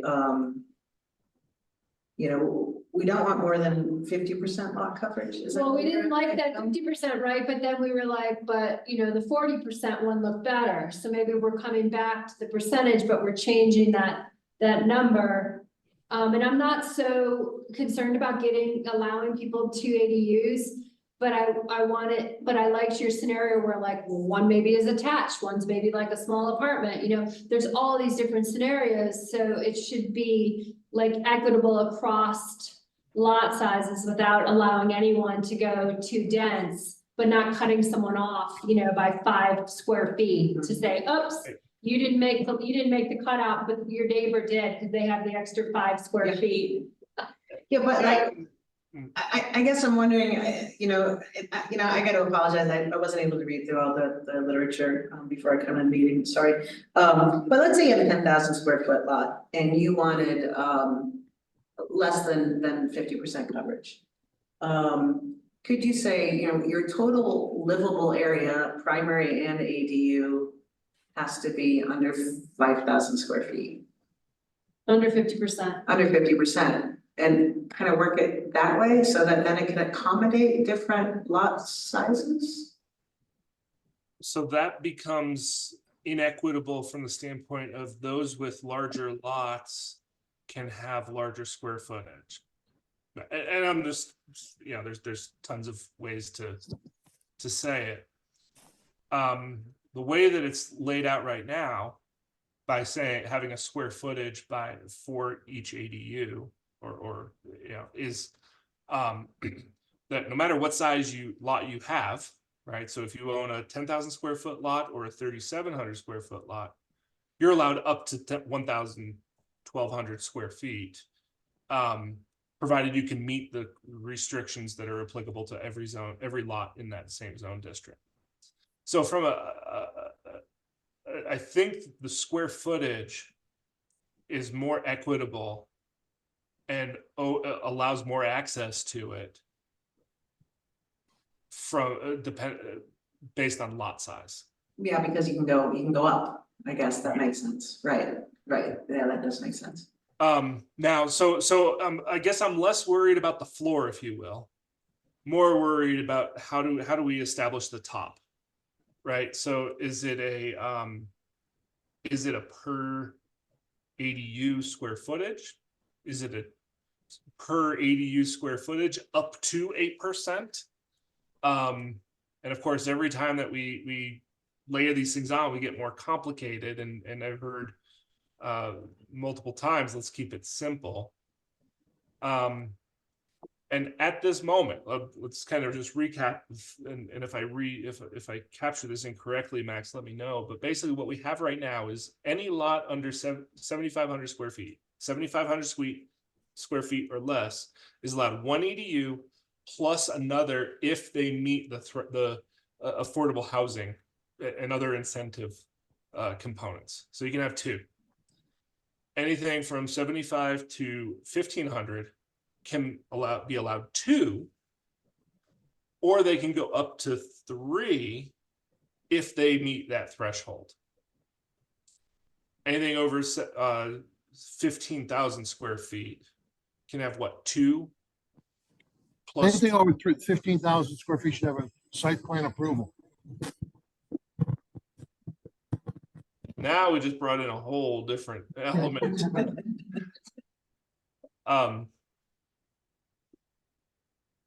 Yeah, I kind of agree with Jack on that one, because I mean, if you have a large enough thing, we don't want this to turn into a cottage rental down by the river where you got 4 or 5 ADUs on your property just because you have the space. It's that's not meeting the intent of complying with the neighborhood necessarily. You're building a commercial zone in the middle of an area neighborhood. Yeah, and so would be my take on it. You're doing a PUD, basically. I think there should be another level of approval if we go above 2 ADUs per lot. Just another door to open. And I'm not sure what that is. I think TJ probably can figure that out. yeah, well, the sort of the industry standard for taking on that, Jack, is that your first two don't count towards density or unit count. Anything above that you do, and therefore, if you have one principal, 2 ADUs, that's 3. Now you jump up to one more, you do require a site plan, right? So that's how we would get through that if we wanted to do something like that, where we could put a cap on the allowances for an ADU, right? Something that is accessory, which means that it's not counted towards the density or the unit count. I think 3 ADUs on a lot is stretching. And that's one thing we certainly no matter how big the lot is. I mean, if it's a 2-acre lot, 3 ADUs is stretching. I don't know about that, but I hear what you're saying. Well, if it's gonna be 3, then it's like, okay, so build an apartment. You Yeah, are. but it's not. Yeah.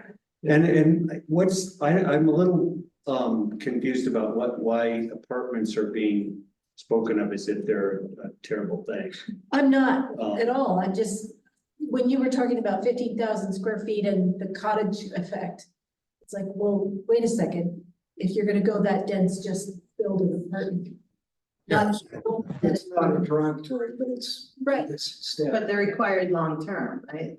The ADUs have to be. Yeah, they have to be long-term. That's the difference. Rented, yeah. Between an And so, and I don't have a problem with detached. I mean, I'm not sure, other than maybe it's more affordable to build an apartment building rather than multiple separate ADUs, but multiple separate ADUs are a little bit more visually attractive than an apartment building. I'm kind of leaning towards Jack's comment about exceeding 15,000 square feet. We need a site plan. And it sounds like JT was saying that kind of automatically happens just because of the density. Yeah. I think at 3 ADUs, we need to raise the level of approval. Yep. PJ, what do you think? Is this all adding up? Are we at odds with each other, or I think we're going in the same direction? Well, I'll say this. I think I was really optimistic, both Max and I coming in and thinking we got this thing. I'm now rethinking my life. No. This has been a great conversation. I think I'm understanding it, that it's that top threshold, and where I'm going with it, based on everything that I'm hearing, is 1,000 square foot per unit or per ADU max. Max.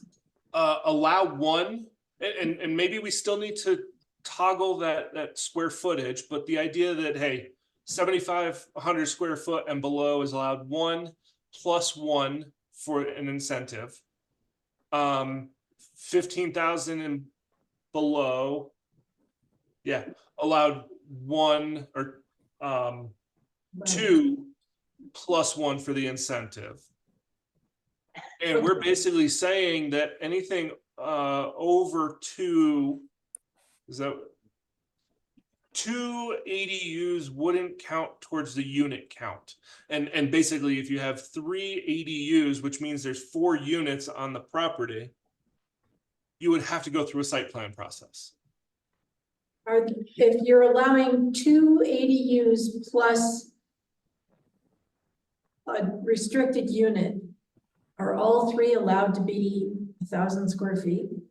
That was the other thought I was having, was like, if you're going into multiple ones, maybe the size of them gets reduced, so you could have one, and then now maybe this doesn't all come together, but let me just get through it. One that's 1,000, but if you wanted to do 2, you could do 600 or 750 each, so now you've gotten more square footage, but you've got 2 separate units, so we've created more housing. And we're, so if you want to do the bigger one, then you're maybe limited to how many you can have. I don't know if that totally is gonna work. I'm not, oh, Go ahead. sorry, I can get behind that approach. The other approach where my mind goes on that is that if we're limiting it by 15,000 square feet, or to 15,000 square feet, and if we want to lower that, we can. We will, from a simplistic standpoint, if we lowered the 15,000 to 10,000, you've automatically done exactly what you just said. Okay. Right? Because with all these other little knobs, setbacks, height, lot coverage, you're not going to have a whole lot of overall square footage, right? You're not going to have a 2,500 square foot home and 3 1,000 square foot ADUs on a lot that's 8,000 square feet.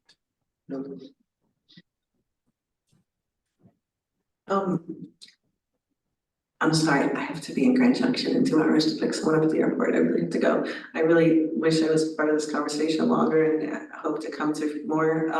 The one thing I just want to throw out there is in the restricted units, if there's multiple ADUs, I think the 120 AMI is an oversight. I think that we need to bump that up to like 150. I think 120 AMI in Ridgway County is nothing anymore. And there's a lot of people who make more than 120 AMI that need somewhere to live as well. The lost middle.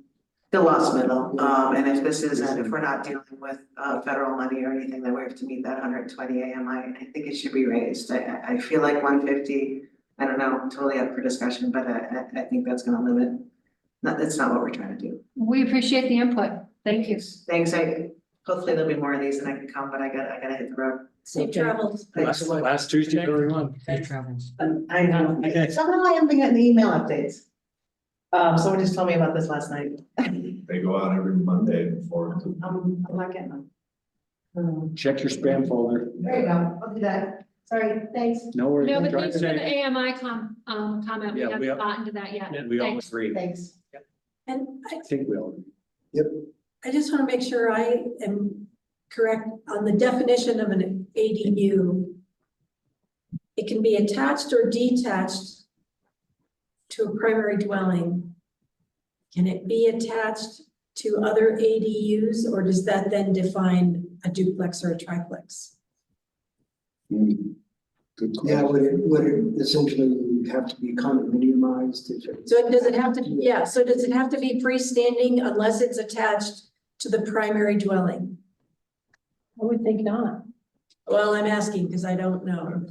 You I don't know if we've gone there might- yet. We haven't agreed to allow more than one yet, so I don't know that that's been defined. Is the well, and that's why I'm asking, because we're talking about how many do we allow on So my question is, my understanding is the definition of an accessory dwelling unit is attached or detached from a primary residence. Is it allowed to be attached to another ADU, or does that then make it a duplex? No, I think the intent would be that you could attach them to each other as well. It would be far more efficient building. Less setback, less building expense. Right, so they could have shared walls or shared floor ceiling. They could be 2 stories and have 2 units. And they'd be accessory uses to the primary dwelling. That's where I'm trying to differentiate an ADU from a duplex. I like that idea. I like that you can do that. Yeah, Hang on, what'd you say? Make it A work. duplex is a primary use, so if you already have a primary dwelling unit that's that mold or definition, then anything beyond that would be accessory.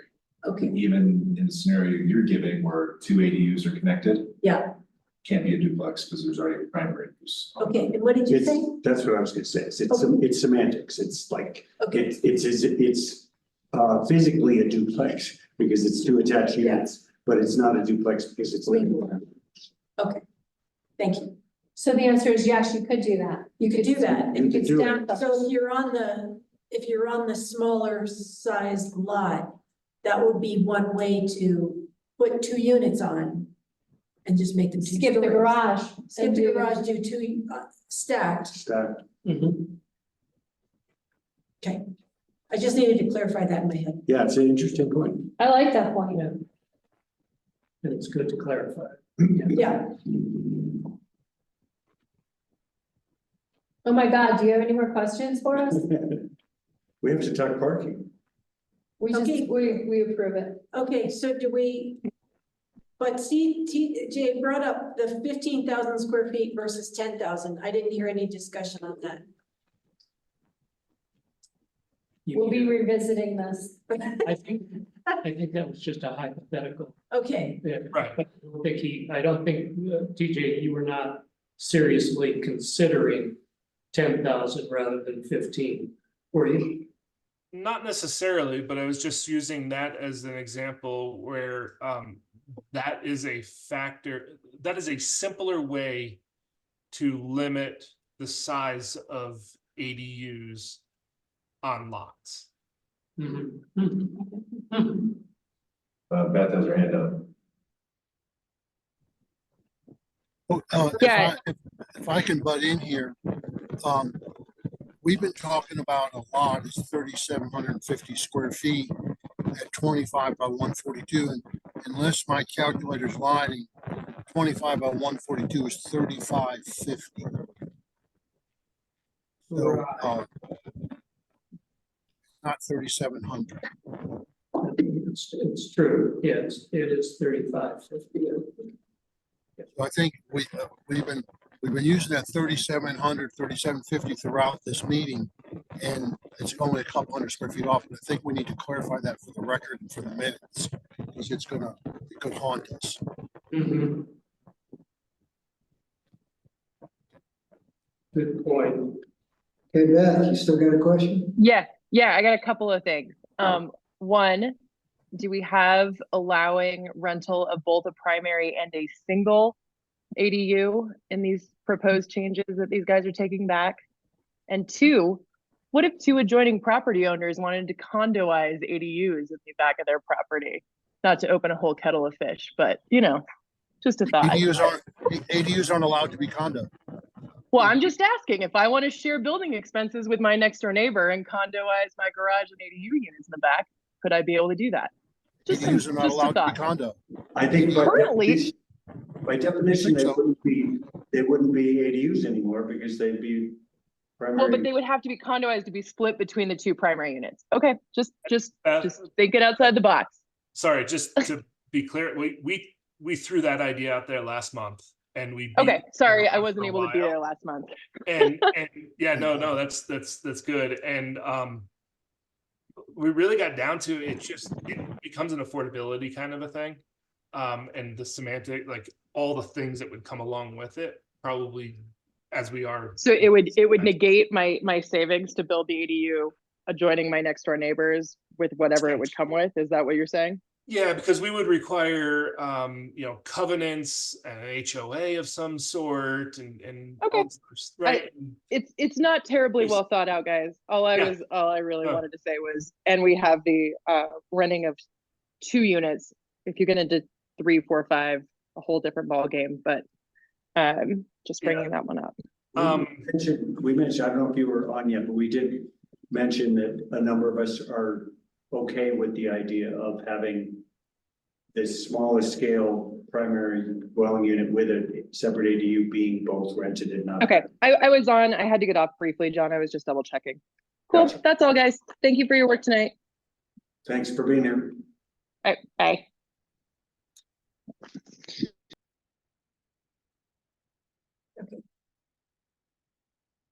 Okay, you got your work cut out for you on the ADUs. I have 2 quick questions. Go for it. Where we're referring to a subsection in here and it's highlighted, these subsections don't actually exist yet, do In most cases, they don't, like, if you're looking at the dimensional standards subsection that are highlighted, that all refers to the affordable housing provisions section, or the incentive section, so that doesn't exist. But in the case of, a few others where we reference like the residential design standard does they? exist, There so. was a few the of hi- them that I tried to reference and they didn't exist, so. And then I guess the only other, I had a real quick one on, that's under dimensional standards as well, never mind. The other one I had was, so we've removed STR from the ADU.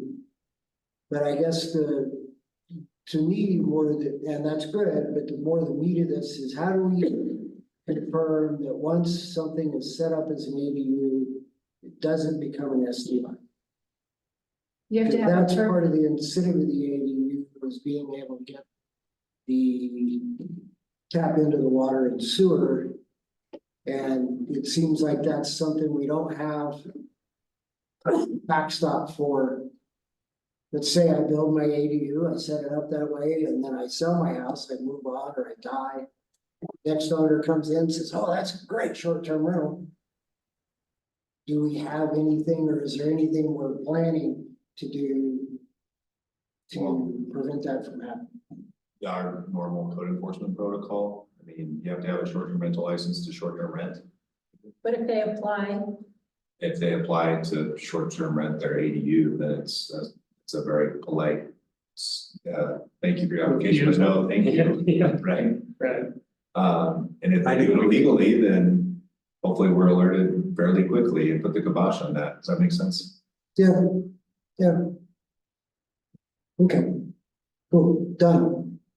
Yeah, I think there are enough neighbors in Ridgway that wouldn't notice. Well, maybe not always, but Yeah, yeah, there's been cases for sure. good. Okay, what do you got? TJ, Parking. Max,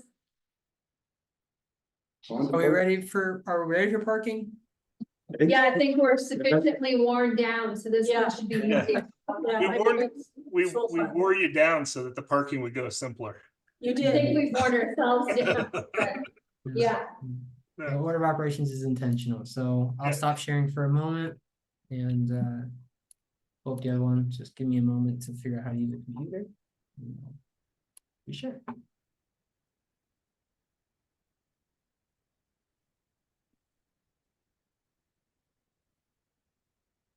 I think we need snacks if the meeting goes past 8 o'clock. I have an apple, but I don't want to make the noise. That's okay. We used to have snacks. I can talk to Ben. And maybe put better chairs for the commission and the council in the budget for next year. Take out your pay. Yeah. Cause my ass is. Yeah.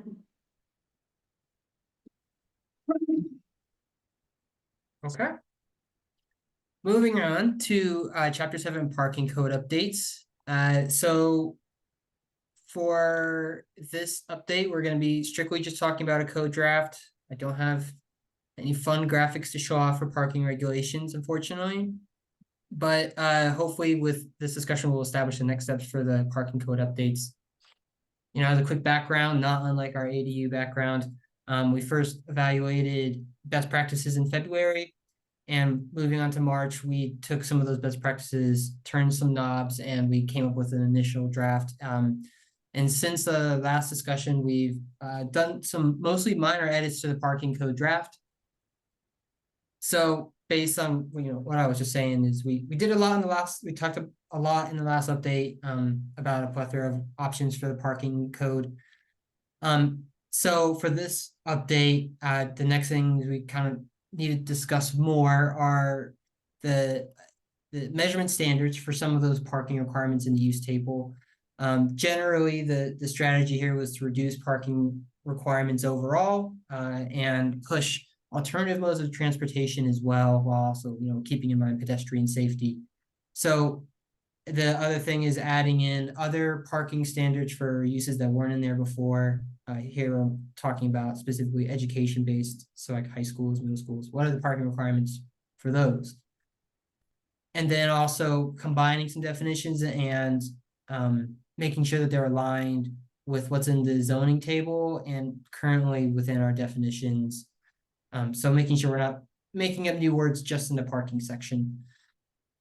And then finally talking about on-street parking and what place that has in this parking code update.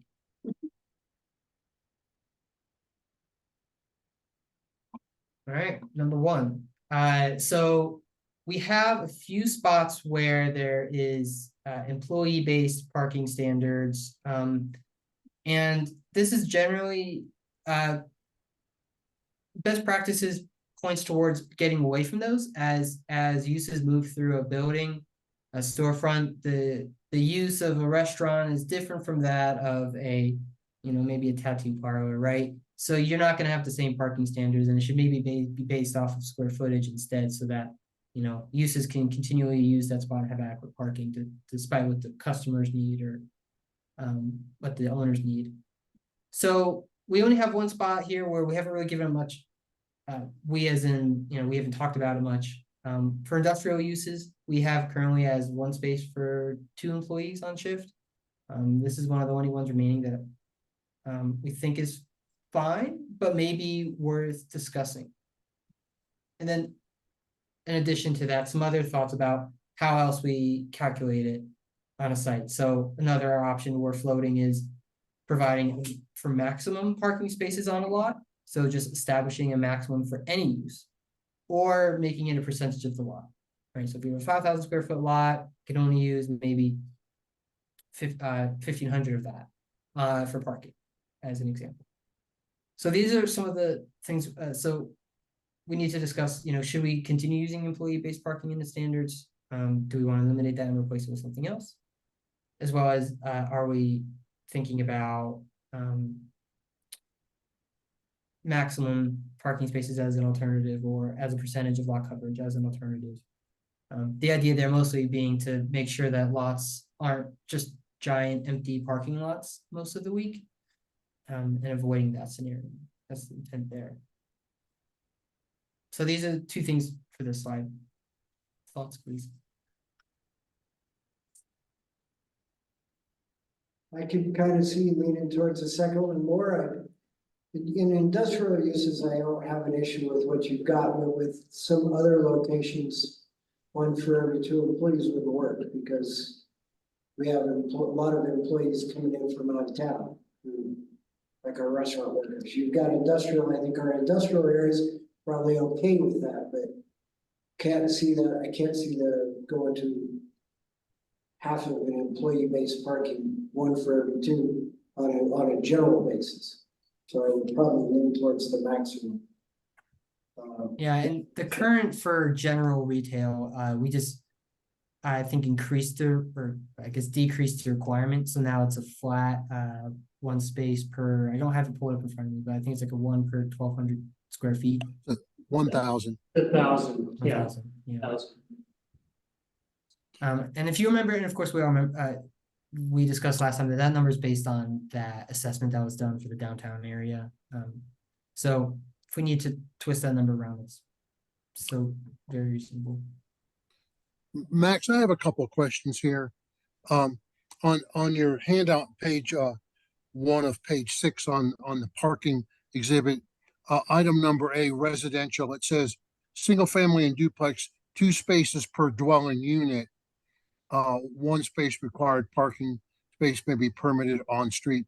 And then it says, other residential, 1 space per dwelling. What does other residential refer to in that explanation there?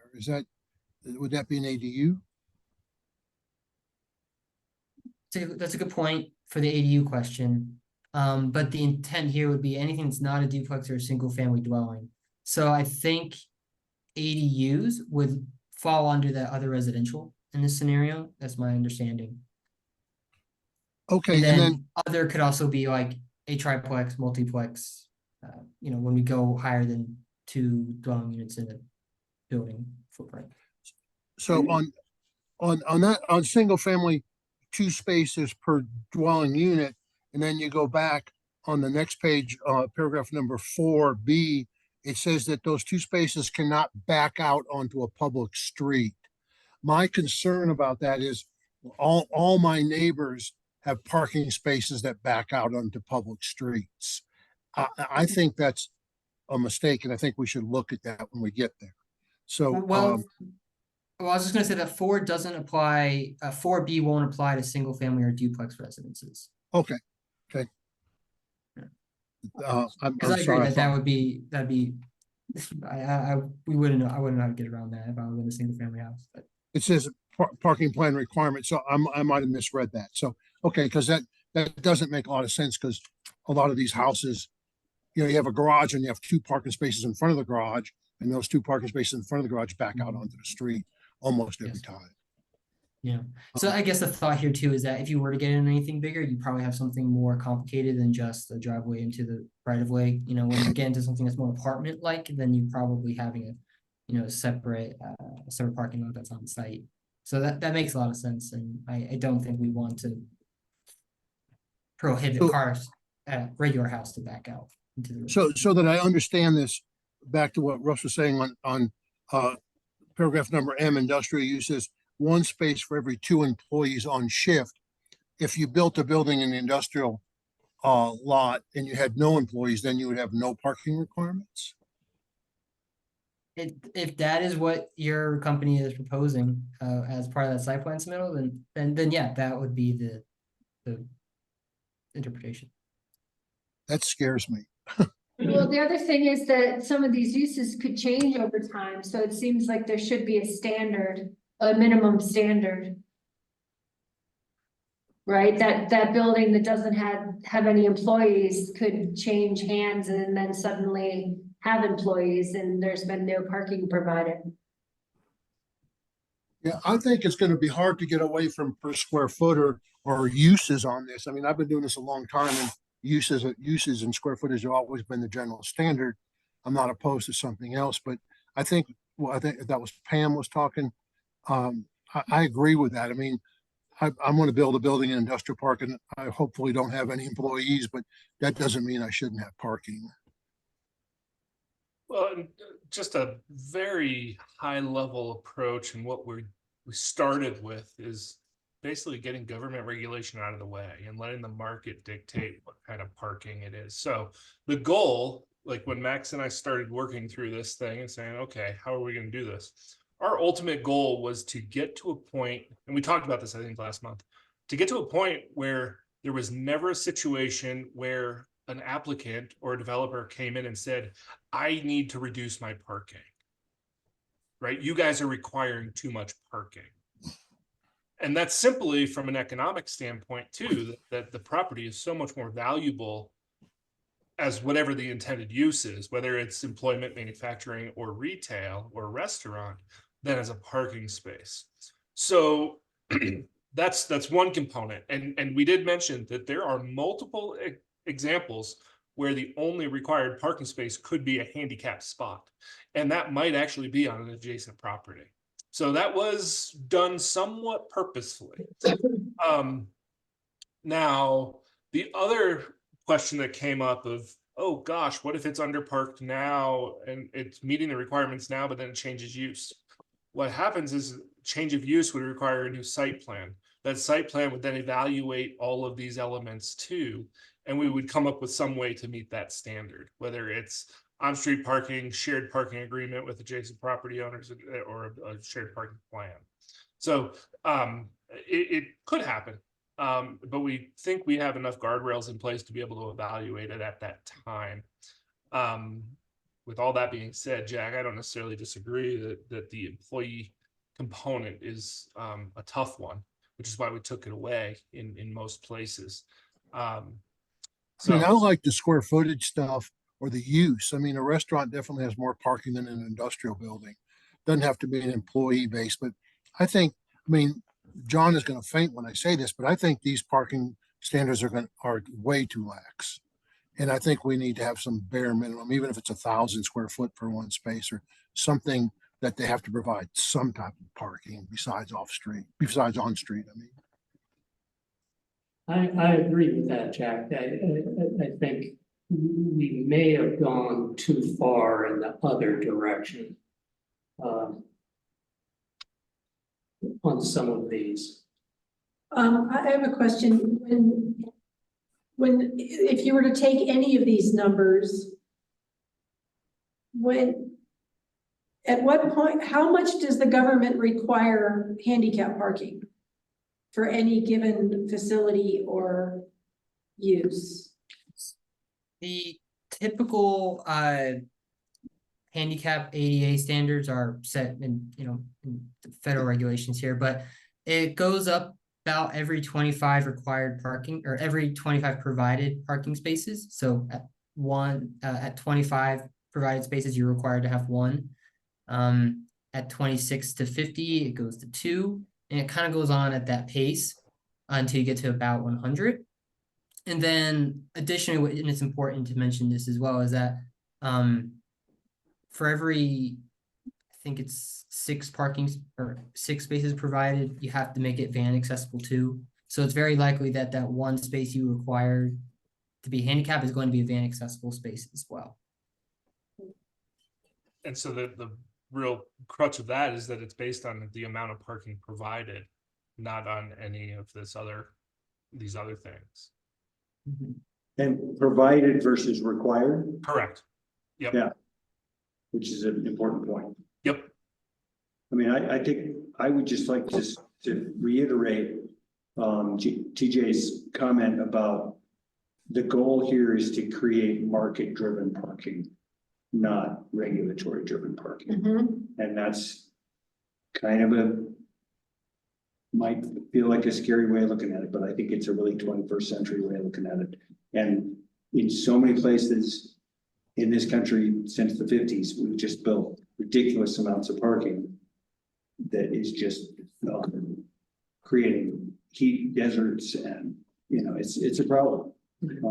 I understand and appreciate what you're saying, but at the same time, to me, if we take all the regulations off, it's going to be like trickle down economics. I can appreciate that. And Bill's comment before that maybe we've gone too far. I don't know if we've gone too far. I can see that we might have. I like that we're doing something that is, I mean, again, you look at what the state legislature is trying to do right now. They're trying to do even more, make this like outlaw parking regulations across the board in every community in the state. And if you think what we're doing is scary, think about that. No, that's totally right. Yeah. So, I guess I think, TJ and Max, what you're hearing is, we probably would like you to go back and kind of find some middle ground on some of this. I actually have a embarrassing question to ask, and it's about residential parking. Up until probably this most recent major rewrite that we did of the zoning regs, there was no off-street parking requirement in HR at all. We now have off-street parking requirements in HR because of the increased density we created. Is that? I'm just a little, I don't remember doing that. And I I'm, know in the HB zoning district, we're not. HR, residential, okay. historic residential, where like the neighborhood I live in. Do we now have off-street parking requirements in HR? Because I'm looking at Muni Code and I don't see where HR is exempt from the parking regs that exist now. And I don't think that was our intent, but I could be totally confused because I get confused. Does that mean we have to put in a parking space to show? I don't think so because, but if I were to scrape off part of my lot and build another, like an ADU or something, I might have to. Yeah. Fair enough. Sorry, John, can you say that one more time? I just want to make sure I'm understanding. Well, forever in Ridgway, the historic residential, the old mining lots, and blocks had no off-street parking requirements at all. Right? Did we change that when we redid and basically doubled our density? Because it, When the code updates in 2019, 2020. Well, based on how this chart reads, unless there's, yes. I read this to apply to HR. So it must have been changed then. There might be some small fine print below the rest of the parking standards where it may, what we're talking about. so I just wasn't aware that we'd done that, and I'm embarrassed to say that, but it's interesting because there's certainly lots of undeveloped lots and blocks in HR around town, and if anybody builds on any of that property now, they have these off-street parking requirements to meet, and they didn't use to have those. Yeah, well, I know we didn't used to, and I'm not sure that we do that, honestly. I can't. I don't remember the discussion, that's for sure. Yeah. I see parking exceptions for a number of different districts, but I don't see HR. Oh, well,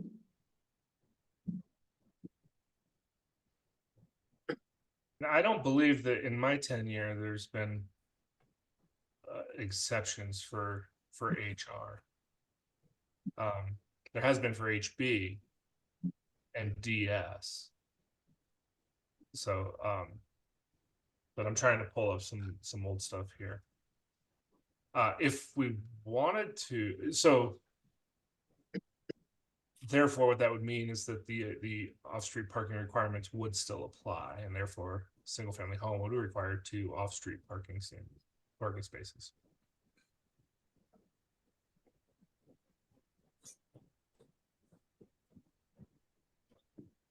But I don't know. I have a few comments. Healthcare facilities, you really do need 3 spaces per exam room. Because the way a clinic operates is you stack patients in each room for, like 15-minute visits. And then one of them may go to get their blood drawn and they put the second person in the next room. So 3 spaces, even if you're only stacking 2 people in an exam room, you're gonna have an employee that needs a place to park. We would love to have all of our employees live here, but that's not true currently. As far as hospitals go, I can't even picture a hospital here someday. But you can't do 1 space for 6 beds. It's more like 1 space for each bed because you've got visitors, staff, ancillary staff. It's not just the nurse and the doctor at the bed, it's everybody else. Under nursing homes, you've allowed for employees, but not visitors. So that's because the highest staffing is during the day shift, and which is also when the visitors come, as well as physicians coming to see their patients. And then You change daycare facilities to childcare, but we may have at some point a senior daycare facility.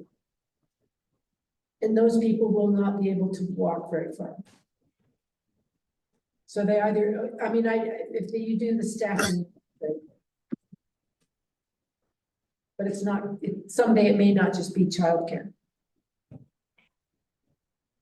Right. Back to daycare.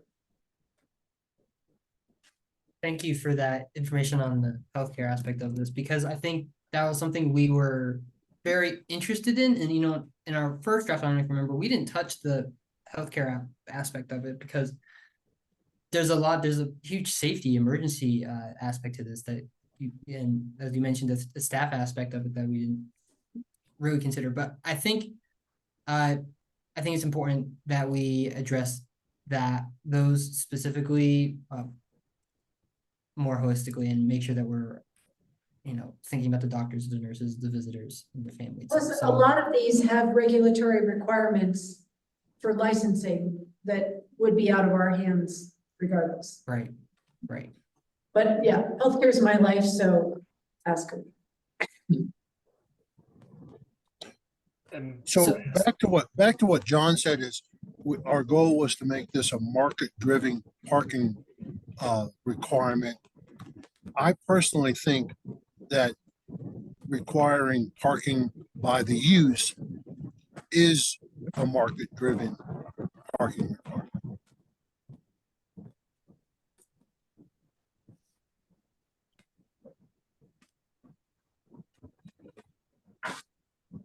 Yeah, and I guess it kind of leads into, you know, what was said earlier about, you know, these healthcare facilities. I think maybe our parking regulations would be thrown out the door whenever a hospital decided to come to town, right? They wouldn't care what was in there. They would put whatever they needed. And we would just be clear to say, go for it.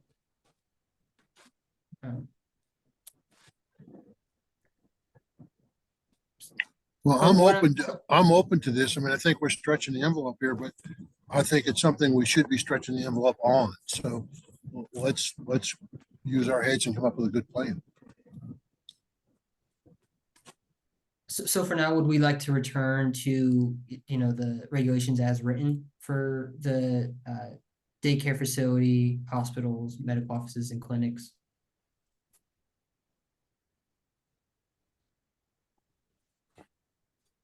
Is Pam? that adequate? Yeah. You're asking me specifically? Well, I asking the group, what else we think, right? But I think what you said made a lot of sense from a safety perspective, so. Well, I told you what I think, so that's what I think. So back to the original. Well, If we're going to get specific, I'm concerned about pharmacies. We don't have a pharmacy in town. We'd sure love to have one. And from the way I'm reading this is we're not really requiring any parking here. So if we're kind of dialing in on the uses here is what I was saying. So back to what Beth was saying about hospitals, I think pharmacies probably need more than a minimum of two stacking spaces. So we're evolving to judging the parking by the use again. well, we're basing all parking standards on the use, with the exception of a couple of them that we're not, right? I mean, it's all use based. I think we need to look at pharmacy. Right. What's wrong? No, I just feel like we went forward on this last time and we're like, yeah, we want to do things drastic, we want to change things, and now we're like, no, we don't really want to do that. Or are we somewhere in between where we're like, well, these things, maybe not, the rest of it, okay, like what happened? Because we were being pretty cutting edge last time and now we're not anymore. right, but If I can speak for TJ. there are requirements, Right, because healthcare is different. so far we've got healthcare, pharmacies. But on those in particular, I'll push back a little bit and say that that's outside of the purview of the town anyway, right? And so those are what we're trying to do. Again, the directive we got is to get out of the way of whatever's out there and never have too much, never require more parking than a business might determine that their operations require. On their own, right? Right. That's the market driven thing. Well, Right. And so if there are other regulations out there that do apply and will dictate parking, then frankly, we should get these out of here and just put healthcare per industry standards or per industry regulations, something like that, and not even have something potentially. and I I can't. like say- that. I can't tell you which ones are actually absolutely driven by regulations.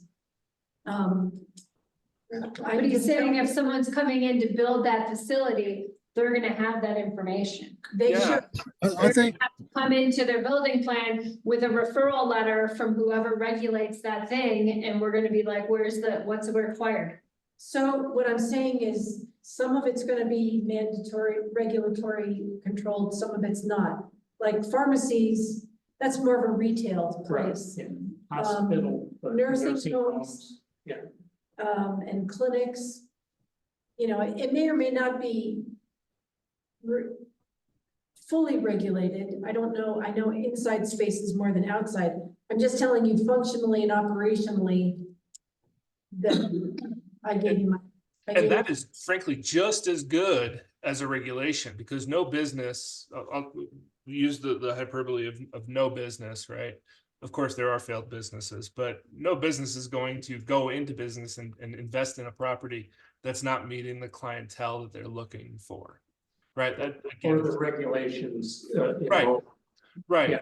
And Yeah. so, for example, if it's a hospital and their operation is, or not a hospital, let's say it's a medical clinic, that their operation is for 15-minute intervals, and they need 6 spots per room. Okay, if they want to have a slower turnover and have only 3, that's fine too. Either way, the town, the government regulation is not getting in the way of that. Same with a pharmacy, right? If they want to put a pharmacy on the corner of downtown and walk up and have a soda bar, soda fountain, right? A nostalgic kind of a pharmacy, then great. Let's just not require parking for that operation and let the operation dictate what the parking requirement on that industry or that clientele would be. Now, I will say this as a planner and someone who's been in government, this whole conversation is making me really, really uncomfortable. But I will say that I've come to the conclusion, I'm not going to call you a guinea pig, but this could really, really be a really cool thing that Ridgway becomes known for. It's No parking here. now, with that though, With I will say this, and again, kind of cutting to the chase, and getting to some of this and getting to a number that makes sense. You might remember what we did from the very beginning based on the assessment is cut everything by 1/4. We can take what we have right now, multiply it by 2, and we're still half as much as we were previously. Right? So if you're like, hey, this doesn't feel comfortable, we want more, we can very easily just go through and double what we have right now. And we're half of what is on the books right now. We would decrease these by 400%. Yeah. That's drastic. From my experience working with parking code, I have not seen anything this drastic in a long time. Preston? TJ, I'm on board with all this. My fear in this is that if we had a new Dollar General come in, and I think Dollar General has some kind of, but if a new Dollar General comes in saying, oh, we need 6 spaces, and they build a 3,000 square foot building, and we approve that, and then they go broke. And now XYZ developer comes in and wants to build 10 apartment complexes or 10 units in that 3,000 square feet or 8 units in that 3,000 square feet. We need to be able to control the use. So it wouldn't fit. So I think conceptually this is great, but when a new building's built, and we approve that, then the use changes, how do we check it? Yeah, that's a site plan process. So we would go back through the site plan process and if they require additional parking, they'll have to meet it somehow. But what we're doing is allowing different ways to meet that as well. Bike parking, off-street parking, shared parking, agreements, things like that too. So, you know, I think there's a lot of flexibility in there, but we would still, right? So let's say to that point, let's say there are 3 more, that situation does happen, and based on the calculations, they're required to have 10 more spaces. They would have to meet those 10 spaces still somehow. And so, but, and it would be up to them on how they figured it out. And our mechanism for doing that would be the site plan process. So they wouldn't get a building permit, a CO, or a business license to operate until they've gotten that building permit, that site plan approval. With that being said, I'm a whole lot more comfortable. Yeah. It's essentially replacing the conditional use package that we used here. Here as I can see, is that more or less rare? I mean, the town didn't really have a mechanism to evaluate change in use, right, TJ, prior That's to correct. to chapter 7 updates. So like the brewery going in over Right. on the hill, 2 years ago, we really didn't have any formal way of saying, we'd like to understand the impacts of this new, of your new operation over there. We could try to pick at it and request information, but now we do, which is great. So, sorry to get the reason elaborate, but long-winded way of saying, yeah. Okay, thank you. I mean, I've always seen parking done by use. I'm probably old at this and not open-minded enough, but I think use is really what should drive parking. Enough said. Yeah. Cool. So I think what we're hearing is maybe find a better balance. If we went a little too far on with the 400% reduction, et cetera, maybe we try to find something that better fits the items that Dan brought up and maybe beyond. Yeah, that we still want to reduce it, but maybe we don't want to be so cutting edge. Just nudging Not the quite edge. so radical. I'm still for being cutting edge, but I may be alone. So do you think a hotel would really allow 1 space for 2 guest rooms? And just have their other guests park on the street? No, I don't think so. I think, you know, especially a national chain has parking requirements in order to be a franchise, right? I like what TJ's saying about, you know, let the industries figure it out and backing government out of it. So I'm leaning a little more towards. Let me give you an example. I can imagine in Ridgway, a Chipeta Lodge style venue coming in and going, we're marketing to cyclists, motorcyclists, people that we don't need 2 spaces. We don't need a space for everyone. We can manage with less because of who we're marketing to. And sure, that's really unusual. And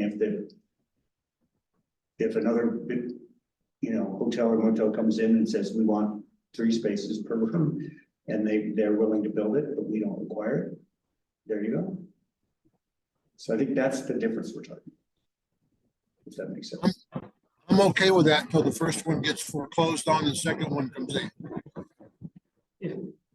Yeah, the Well, people. but that's where you would go back to your site plan, right? So that's your checks and balances, it's your site plan when the second operation comes in.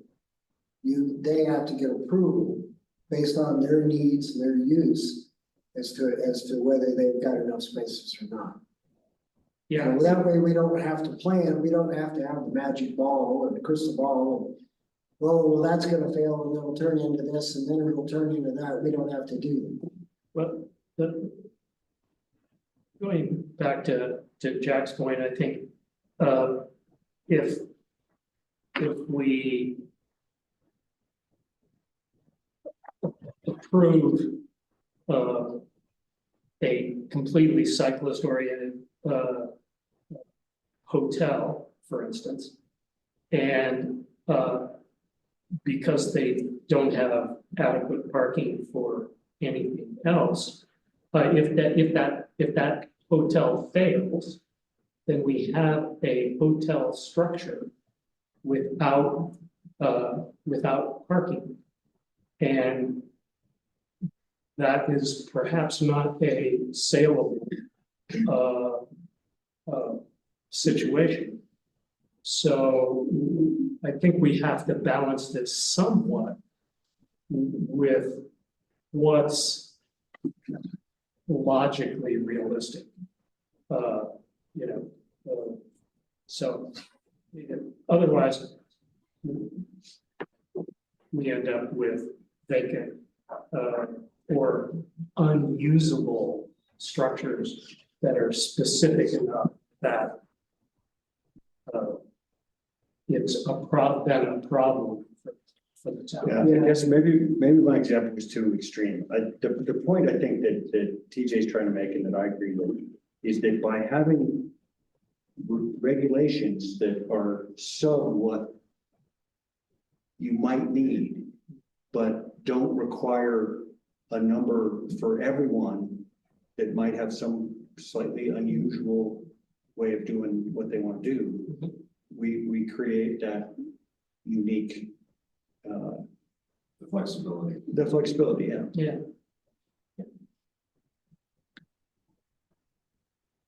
Yeah, so I think we're all kind of saying, don't turn it all the way to 400% off, maybe, Dial back. maybe 300%. Yeah, maybe 3. Honestly, I think for me, 3 would work better than 400%.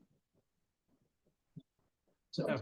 And just another clarification point of in the table, the bottom of the table, there's an all other uses, right? So there is a minimum across the board. And what we're saying too, that the possibility of only having one spot, that's because of other incentives, parking, agreements, right? And things like that. So you're never going to not have any parking. It just might not be on that site. It might be on street. It might be half a block away. That kind of stuff too, right? So we're not just saying, hey, there's no parking. There are going to be parking requirements for every use by use. But there are other ways to meet that requirement depending on the operation as well. Shared parking and whatnot, yeah. Yep. And so, I mean, again, I think it's getting kind of late. This has been a great conversation. Again, I really appreciate it. And it's fun to kind of push the envelope and see where it goes. What I think we're hearing kind of loud and clear. Let's dial it back a little bit. Let's maybe kind of get into, I don't know about scenarios necessarily, but maybe Max, we can dive in a little bit more to like what ifs. I'm always really hesitant for what ifs, but you bring up some really good points and see, how some of those might play through a process to say, what are we really left with if, the worst case scenario does occur? Because we certainly don't want vacant properties, right? And vacant storefronts. So I fully understand that too. And maybe we could play through some of those scenarios and what ifs to just make sure that we're covering our bases too. Sounds good. Cool. Sorry, Max, was that the end of the slideshow or were there more slides? I don't know that. I think that was the first one. That was the first This slide. is the first slide. I would say, but I will say that this one is dramatically shorter than the other. Poor guy. So but we have touched on a lot of things. So I would like to see if we might have already gone through some of the information on the next couple slides. So I know the next, I'm not sure why. We'll go to the next one. We've already talked. The only thing we haven't talked about on this slide, we've talked about all the healthcare insinuations. So we can chop that off the discussion for this slide. But one thing that we did add that we haven't gotten feedback is adding an educational facility to the parking table as a use. They're just not in there right now. And it's a very common thing for a parking table to include educational facilities. So again, feedback on this, if you would like to include it, we're going, and this is also based on, these aren't retail spaces that are gonna be swapped in and out of a lot of, all the time, so here it makes more sense to have a use, or parking requirement based on how the building's being used. So we've heard that we want to reduce parking standards, overall. And that based on, and using employee-based parking standards could be dangerous, but I think for educational facilities, it makes sense. And I just want to get your feedback on if we should include it, or if we should allow them to default to the all other uses.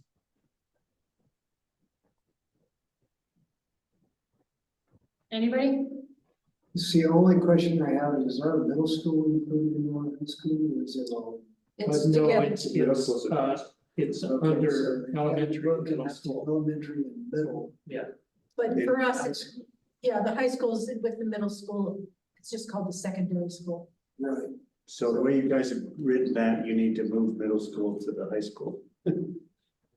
Right. that makes sense.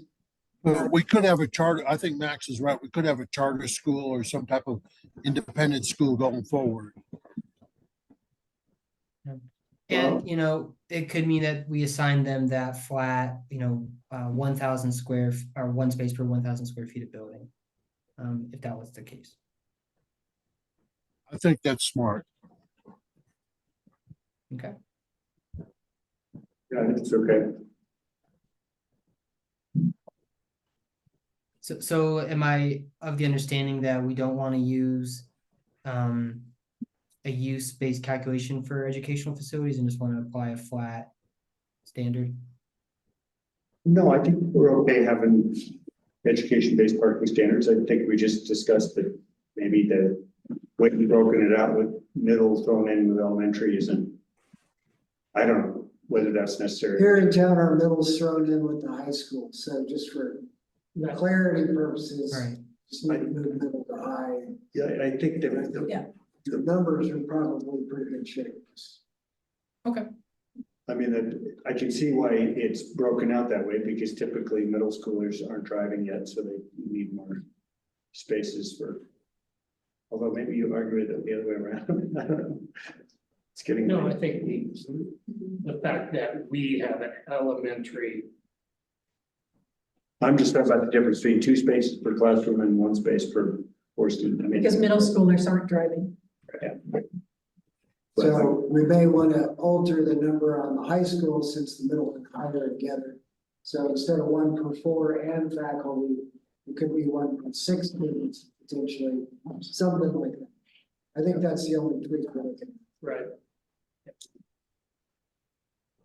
Okay, Understood? what else you got? What else I got? One moment. There is this consultant. Let's get another one. Oh, let's see. Planning. Yeah, we have talked about on-street parking just a little bit, but we could talk about it more here. We did talk about earlier how other residential would apply to ADUs. And then we talked earlier about how we currently have on-street parking as permitted for the DS district. And then in the HB district, there's just no minimum parking requirement as proposed. So there wouldn't, and because that district has a lot of on-street parking available, it's a moot point for the HB district, but if we wanted to allow on-street parking for residential, the only issue we would foresee is that it's, if you're trying to get a street sweeper through there to get rid of the snow, having a permanent spot on the street's probably not great for that, but there's ways around that as well. So, yeah, so if there's what are the thoughts on on-street parking and what its place should look like in this code? Yeah, I think the only other issue we came up with was HR. Yeah. And not necessarily requiring that there is a dedicated parking space on the lot. Because that's not really the case with most of the HR today. And there are some empty lots, and so we put a an unfair burden on anybody building new in HR versus what's already there. Make sense? I'm sorry, I don't understand why I cannot wrap my head around this. I just want to make sure that I'm capturing it correctly, that what we want is no off-street parking requirements for HR. That, Correct. okay. Okay. That's easy. Okay, I think that's the only thing we had on this. Last slide, there we go. We did it. Yes, I'd like just to use the space to address any other concerns you might have or questions you have about the draft as written. As TJ mentioned, we have a very good idea of what we need to do for the next iteration. So. Yeah, thanks for sticking with us on this. Yeah, no kidding. Maybe one thing while you're thinking is as we've mentioned, the whole structure of this is that we set the requirements. We've reduced the amount of requirements and then provide a whole bunch of things that can be done to reduce or relocate those requirements.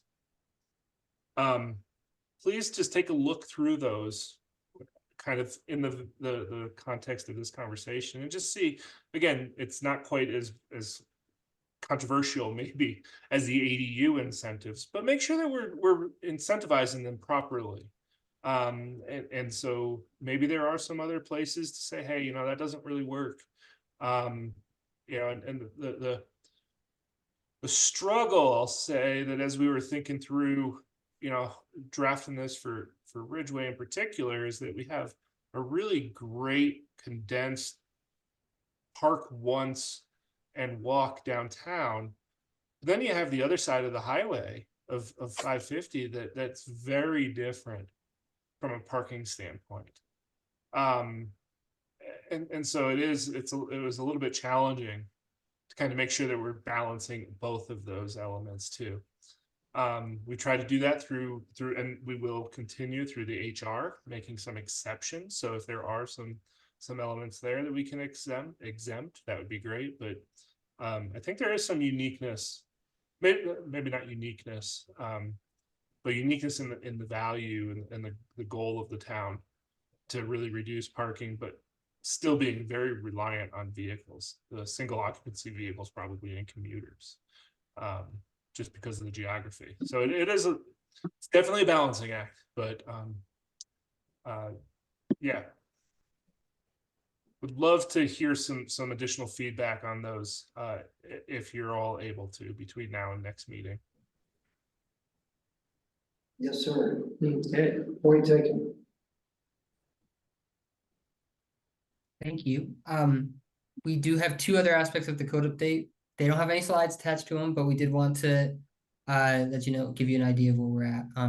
So for the land use portfolio aspect, you received a memo with Elliot's research. In there, he talks about how it is preliminary data and he's going to be giving more, but I just want to let you know that that's where we're at there. And for the affordable housing portion, we're diving into the research. And we have, we're going to be looking at some other communities, specifically, I think Telluride was one place where we're looking at the affordable housing provision related to fee and lieu's and how we can add that to the code updates. So there'll be more on that for next time, but we held off on that one so that we could dive deeper into what we're talking about with the ADUs and parking and give us some insight for the affordable housing aspect of it. So that's all I have for the affordable housing and land use portion. But of course, if you have any feedback on that memo from Elliot, the economies of place, we welcome that as well. It's really interesting. Yeah, I had a couple of questions. I'm asking because I really don't understand why the DOLA numbers are so different from the US Census numbers in terms of population and In terms of forecast or? I think current. current. Or, My understanding was the county was up to about 5,200 people yeah. versus 38. So that was the first thing. The difference in his, Oh, yeah, good point. yeah, the difference in his numbers are drastically different from US Census. So I'm just curious which way why we're using one set of numbers versus another. And the other question was on, hang on. Under housing supply, in the first paragraph, estimates that 12% of all housing units were vacant, with a higher vacancy rate for rental units than for ownership. I would just love to know how we arrived at 12% vacancy rate for rental. Ownership, yeah, maybe, because there are some, second and third homes, but I'm not aware of any empty rental units. Correct. So I'm just curious If as to you're a where, renter, yeah, I'm just curious to where some of this data comes from. I will point out that on the population graph, Yeah, the yearly numbers is a remainder. So it does add up to 5 grand. what do you mean? Where, The total population for the county is 5 grand because you add the Ridgway population and the county population together. The yellow line says Uray County remainder, not Uray County. Right. Yeah, so that does. So the numbers aren't that. Yeah, yeah, that's true. The one question I had on the projected population was if you see the growth, the projected growth line for the county is steeper than the projected growth line for the town.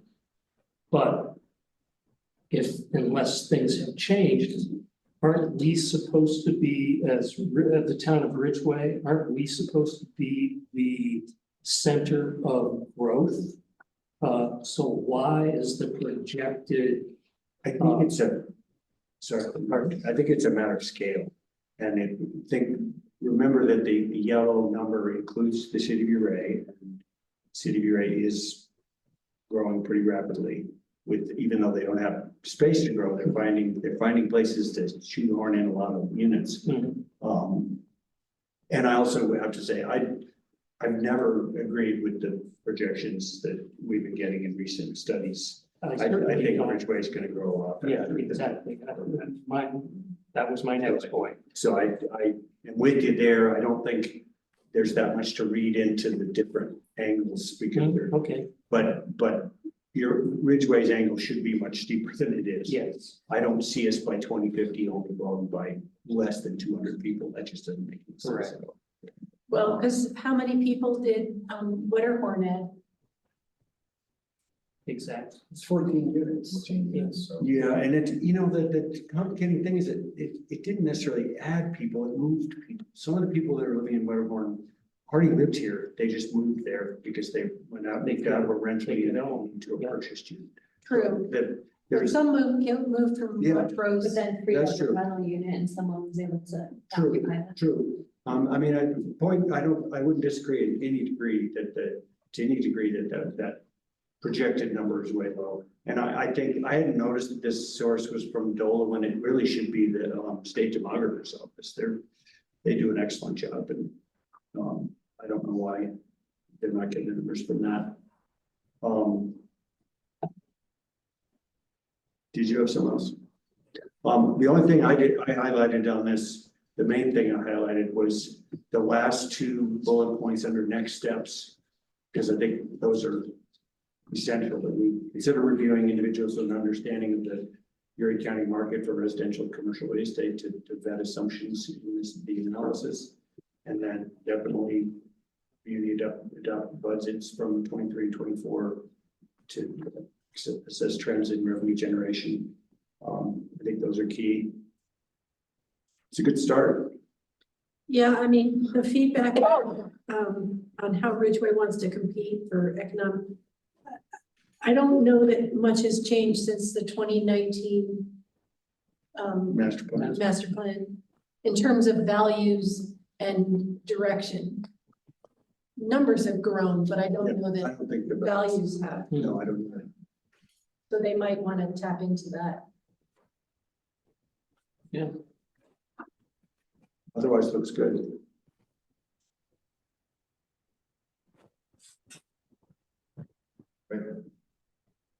Well, thanks for that feedback. We'll certainly incorporate it when we talk with Elliot, pass along some of this information. Thanks, Max. Anything else? Nope, I promise, nothing more. Sure. You know what, do it, take a 5-minute break, I'll think about it, I might come up with something else, but I think we're okay. That's everything we have, and I really appreciate all your feedback and thoughts on this. We have plenty to doodle on, as TJ likes to say, and I'm really excited to see what we come up with and figure out what we do for the next one. So thank you so much for your time and bearing with it as well. Thank you. And you've Thanks come for all back the work. to work with us. That's impressive. Yeah. You stuck it out. Yeah, y'all are gonna have to try harder than that to get rid of me. Okay. We'll see what Very we can do. different. Yeah. Challenge accepted. You've been trying to get rid of me for 3 years, Max. Well, you've been with us long enough. You're just stuck here. Max, we were like, Yeah. we didn't know if he was gonna run screaming out of the building. Thank you for not doing it. You're welcome. That was a deep dive, so I think everybody deserves a round of applause for It was. going deep on For it. still being here. Yeah. And that running screen. I need an approval on the minutes from the March 26th. Second. Oh.